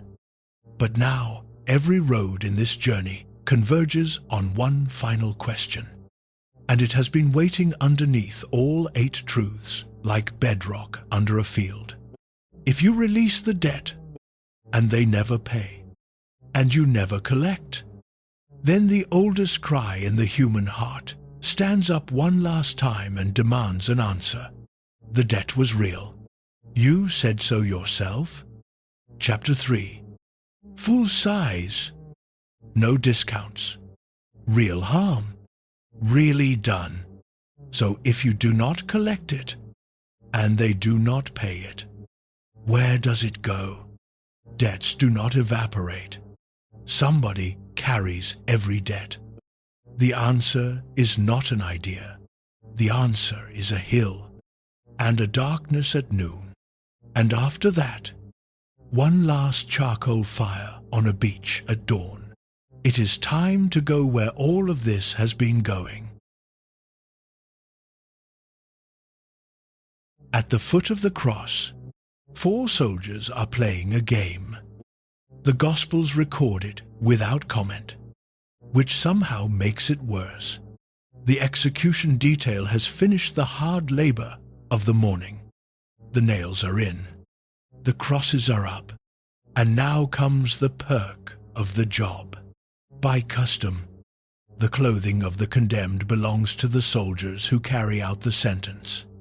So they divide what the man was wearing into 4 shares. And then they come to the tunic, seamless, woven in one piece from top to bottom, too good to cut. And one of them produces the dice. So there they are, 4 men crouched in the dirt, gambling for a dying man's shirt, close enough to his feet to touch them. This is not cruelty to them. This is Tuesday. They have done this before, and they will do it again. And the moaning from the crosses above is background noise, the way jackhammers are background noise to a road crew. And into the middle of their game, from above, comes a voice. Father, forgive them, for they do not know what they are doing. Nobody asked him for that. Hold on to that fact, because it is the door into everything this chapter has to say. The soldiers were not kneeling in remorse. The religious officials were mocking. The crowd was entertained. In the entire recorded scene, not one human being at Golgotha requests forgiveness. And forgiveness comes down anyway, uninvited, while the dice are still warm. Now, this whole journey has been building a debt. Do you feel it? Chapter 3 made you name the wound at full size. Chapter 4 forbade you to discount it. Chapter 5 took the collection out of your hands. Chapter 10 released the debtor without payment. And at every step, an honest voice in you has been asking the most reasonable question in the world. Then who pays? Because the harm was real. Real harm is a real debt. And debts do not evaporate. Somebody always absorbs them. If a man wrecks your car and cannot pay, the debt does not vanish. You absorb it. You drive the wrecked car, or you buy another one out of your own pocket. Every unpaid debt in the universe lands on someone. So when God forgives, who absorbs it? Watch the darkness, because Scripture says at noon, of all hours, darkness came over the whole land for 3 hours. Noon is when the sun is strongest. Something happened in those 3 hours that the physical world dressed itself in mourning for. And the prophet Isaiah had described it 700 years in advance, writing about a servant who would come. Surely he took up our pain and bore our suffering. He was pierced for our transgressions. He was crushed for our iniquities. The punishment that brought us peace was on him, and by his wounds we are healed. Took up, bore, pierced, crushed, on him. That is not the vocabulary of waving something off. That is the vocabulary of absorption. The debt did not evaporate at the cross. The debt landed, with its full weight, every talent of it, una person, and the person was God himself, in the flesh, absorbing in his own body what he refused to collect from ours. This is the 9th truth, the bedrock under the other 8. The cross is where forgiveness became possible, because the cross is where the debt got paid without getting excused.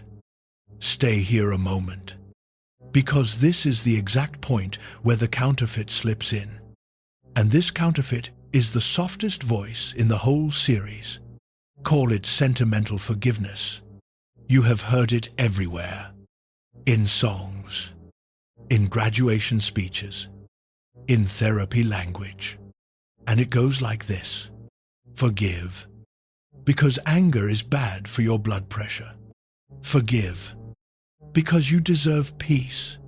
Forgive, and free yourself, because holding a grudge is like carrying a backpack of bricks. Let it go, and listen. None of that is exactly false. Anger does wreck your body. You do deserve peace. But notice what every one of those reasons has in common. They are all about you, your health, your peace, your backpack, and a forgiveness built entirely on self-care has no answer for the one question the wound will eventually scream at 3 in the morning. Yes, but who pays? Tell a person whose child was taken, whose innocence was stolen, whose decades were burned, that they should let it go for their own wellness. And the wound itself will rise up and call the whole thing a lie, because the wound knows the debt is real, and wellness language treats it like a feeling to be managed instead of a debt to be settled. The cross is the only forgiveness with an answer to that scream. Who pays? He does. The debt is not managed. The debt is not reframed. The debt is paid. In blood. In history. On a specific hill. On a documented afternoon. Justice is not skipped at Golgotha. Justice is satisfied there. That is why Paul can write that God did it to demonstrate his justice, so as to be just, and the one who justifies. Read that twice. The cross is not God deciding to be lenient. The cross is God refusing to be lenient and refusing to lose you, both at once, and paying the difference himself, which means when you forgive, you are not pretending the debt is not real. You are transferring it to the only account that ever had enough in it. Either the person who hurt you will one day stand before God and answer for it there, in perfect justice, with no evidence lost, or they will kneel someday, like you did, like Peter did, and discover their debt was absorbed at the same cross. Yours was. Those are the only two destinations, and both of them are out of your hands, and both of them are just what is never just, what was never even possible, is the third option you have been attempting all these years, you carrying it forever. Now come to the beach, because there is one scene left, and the whole journey has been walking toward it. It is early morning on the Sea of Galilee. Some days after the resurrection, 7 disciples have been fishing all night and caught nothing. And as the light comes up, there is a figure on the shore, and a voice tells them to throw the net on the right side. And the net fills so full they cannot haul it. And John says the words, "It is the Lord." And Peter, being Peter, does not wait for the boat. He throws himself into the sea and swims. But slow down before he reaches the sand, because you need to see what is waiting for him there. A charcoal fire. The Gospel of John is written in Greek, and the Greek word there is anthrakia, a charcoal fire. And here is the detail that scholars have marveled over for 2,000 years. That word appears exactly twice in the entire New Testament. Twice. Once in the courtyard of the high priest, where Peter stood, warming his hands the night he said, "I do not know the man," 3 times. And once here, on this beach, where the risen Jesus has personally built one, with his own hands, and is cooking his failed friend breakfast over it. That is not a coincidence. Nothing about it is a coincidence. Smell is the oldest and deepest trigger of memory in the human brain. And Jesus built Peter the exact smell of the worst night of his life, and then stood next to it, waiting for him to swim ashore. Think about what that means. Jesus did not avoid the scene of Peter's failure. He did not tactfully never mention it. He reconstructed it. Same hour of the morning. Darkness just breaking. Same smoke in the nose. And into that reconstructed courtyard, he placed himself, and bread, and fish. And then he asked one question 3 times. "Simon, son of John, do you love me?" 3 denials. 3 questions. One for one for one. And by the 3rd time, the text says, Peter was hurt that Jesus asked him a 3rd time, because Peter had done the math too. He knew exactly what was being counted. And every "do you love me" was landing precisely on top of an "I do not know him," replacing it, the way new skin replaces a wound. And with each answer, Jesus handed him not a probation, but a commission. Feed my lambs. Take care of my sheep. Feed my sheep. The man who had disqualified himself was being given the flock. No lecture. Read the whole scene. It is not there. No. Let us talk about that night. No. Promise me, it will never happen again. Not one syllable of the courtyard is spoken out loud. The courtyard is simply rebuilt. And inside the rebuilt courtyard, a new memory is installed over the old one. And then breakfast is served.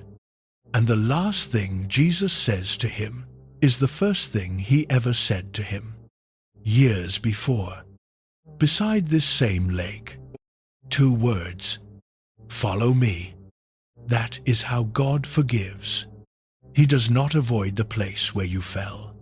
He meets you there, at your own charcoal fire.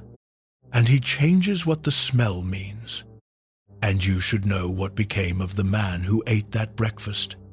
Decades later, an old Peter, writing to churches facing persecution, put down these words: He himself bore our sins in his body on the cross. Christ suffered for you, leaving you an example. When they hurled their insults at him, he did not retaliate, but entrusted himself to him who judges justly. Do you hear it? Every truth in this journey, coming from his pen, the debt absorbed in the body, the revenge entrusted to the judge.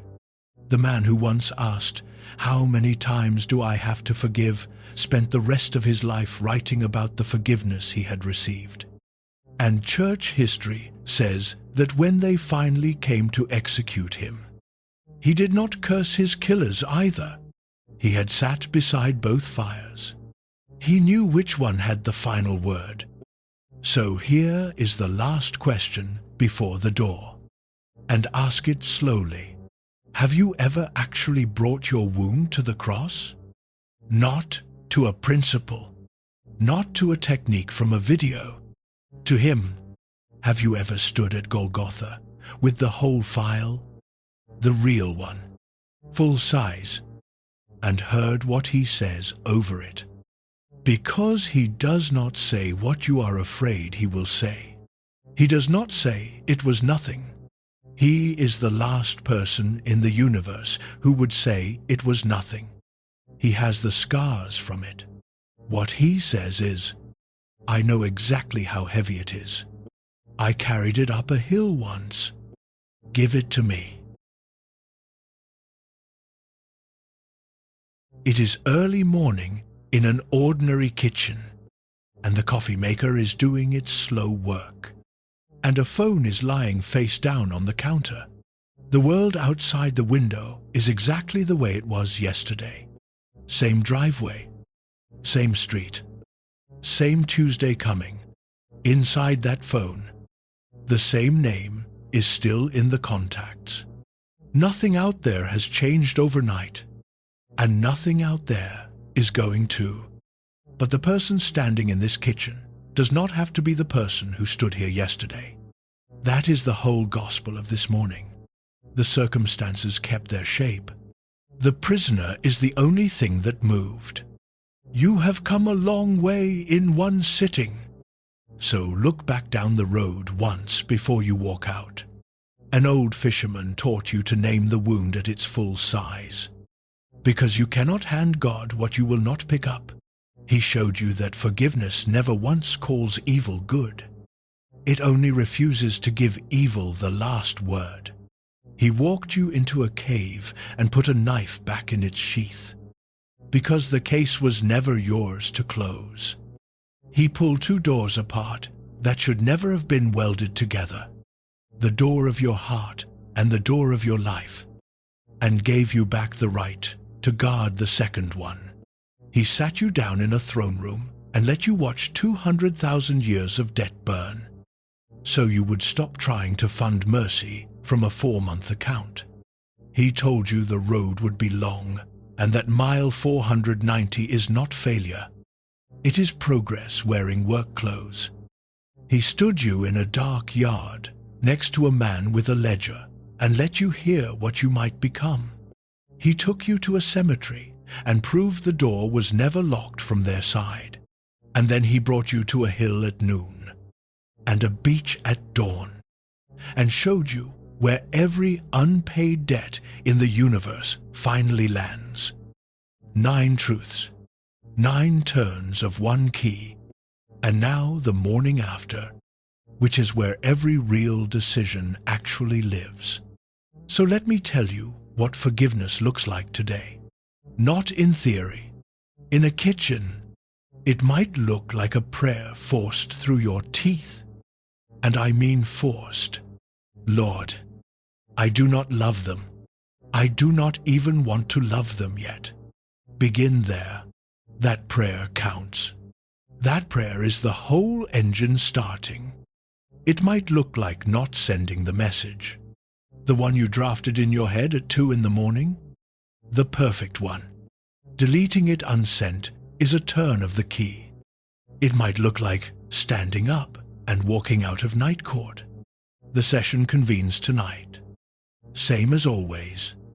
The evidence laid out. Your closing argument polished. You are allowed to stand up mid-trial and say, "This case has been transferred," and walk out of that courtroom with the lights still on. The court cannot hold you. It never could.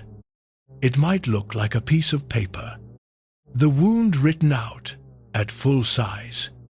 Every fact. No discounts. And then the paper held up to God, like Hezekiah spreading the enemy's letter before the Lord. And the words, "This is yours now." It might look like a boundary kept without hatred in it. The fence stays. The poison behind the fence goes. And it might look like 9 quiet words at a kitchen counter when the old weight lands out of nowhere. "Lord, I gave you this. I give it again. Now, before this ends." Some of you need a word directly. So find yourself here. Some of you are grieving a debt owed by the dead. The apology is in a grave, and you have been standing at that grave for years. Whether you ever drive there or not, hear it one more time. The key was never buried with them. The transaction that frees you has 2 parties, you and God, and both of you are alive and present this morning. You can close the account today, and the granite does not get a vote. Some of you were wounded inside the church by the very people who taught you the songs about grace. Your offense is not a sin. Your caution is not bitterness. And notice who understands you best. The one you follow was betrayed by a friend from his own ministry team, arrested by religious authorities, and executed with scripture quoted at him. He was hurt by church people before you were, and he never once asks you to hand yourself back to unsafe hands. He asks for the hatred, not the fence. Some of you found yourself in a dark yard in chapter 9, arms crossed, ledger open, and it scared you because the entries are all accurate and the face in the description is yours. Then hear the end of that story again. The part Jesus left unfinished on purpose. The Father is still outside. The music is still playing. Nothing in the text ever says the older brother stayed in the dark, because the ending was left for you to write, and the pen is in your hand tonight, and the door is still open, and everything he has is still yours. Some of you cannot forgive yourself. The name that surfaced in chapter 1 was your own, and you have been running your own night court with yourself in the defendant's chair. And you are the harshest judge you know. So hear this with absolute clarity. If God has cancelled 10,000 talents against you, then your ongoing collection efforts against yourself are not humility. You are attempting to reopen a case that the highest court already closed, and to pay a bill that was paid in blood on a documented afternoon. Peter did not spend his life doing penance for the courtyard. He ate the breakfast. Receiving forgiveness all the way down is not letting yourself off easy. It is finally agreeing with God about what the cross was for. And some of you felt something loosen tonight. Chapter by chapter, turn by turn, a weight shifting that has not shifted in years. Trust that. That was not a mood, and it was not the music. That was the sound a lock makes. Here is the last thing, and then the road is yours. Forgiveness will not mean you were never wounded. The scar stays, and the memory may knock on your door when you are 90. What changes is the authority. The wound loses its seat at the head of your table. It no longer names you, no longer steers you, no longer holds the keys to rooms in your own house. You will tell the story someday, maybe years from now, and realize halfway through that your hands are not shaking, and your jaw is not tight, and the telling costs you nothing, and you will stand there astonished, like a man who set down a bag he had carried so long he had stopped feeling the straps, and only now, in its absence, finally feels the full weight of what he was carrying all those years. Somewhere in the 1st century, on a beach in Galilee, a charcoal fire burned down to embers, while forgiven men ate breakfast with the Lord they had abandoned. And the smell of that smoke has drifted across 20 centuries to find you here, in your kitchen, on an ordinary morning, with a name in your phone and a key in your hand. The cell was never locked from the outside.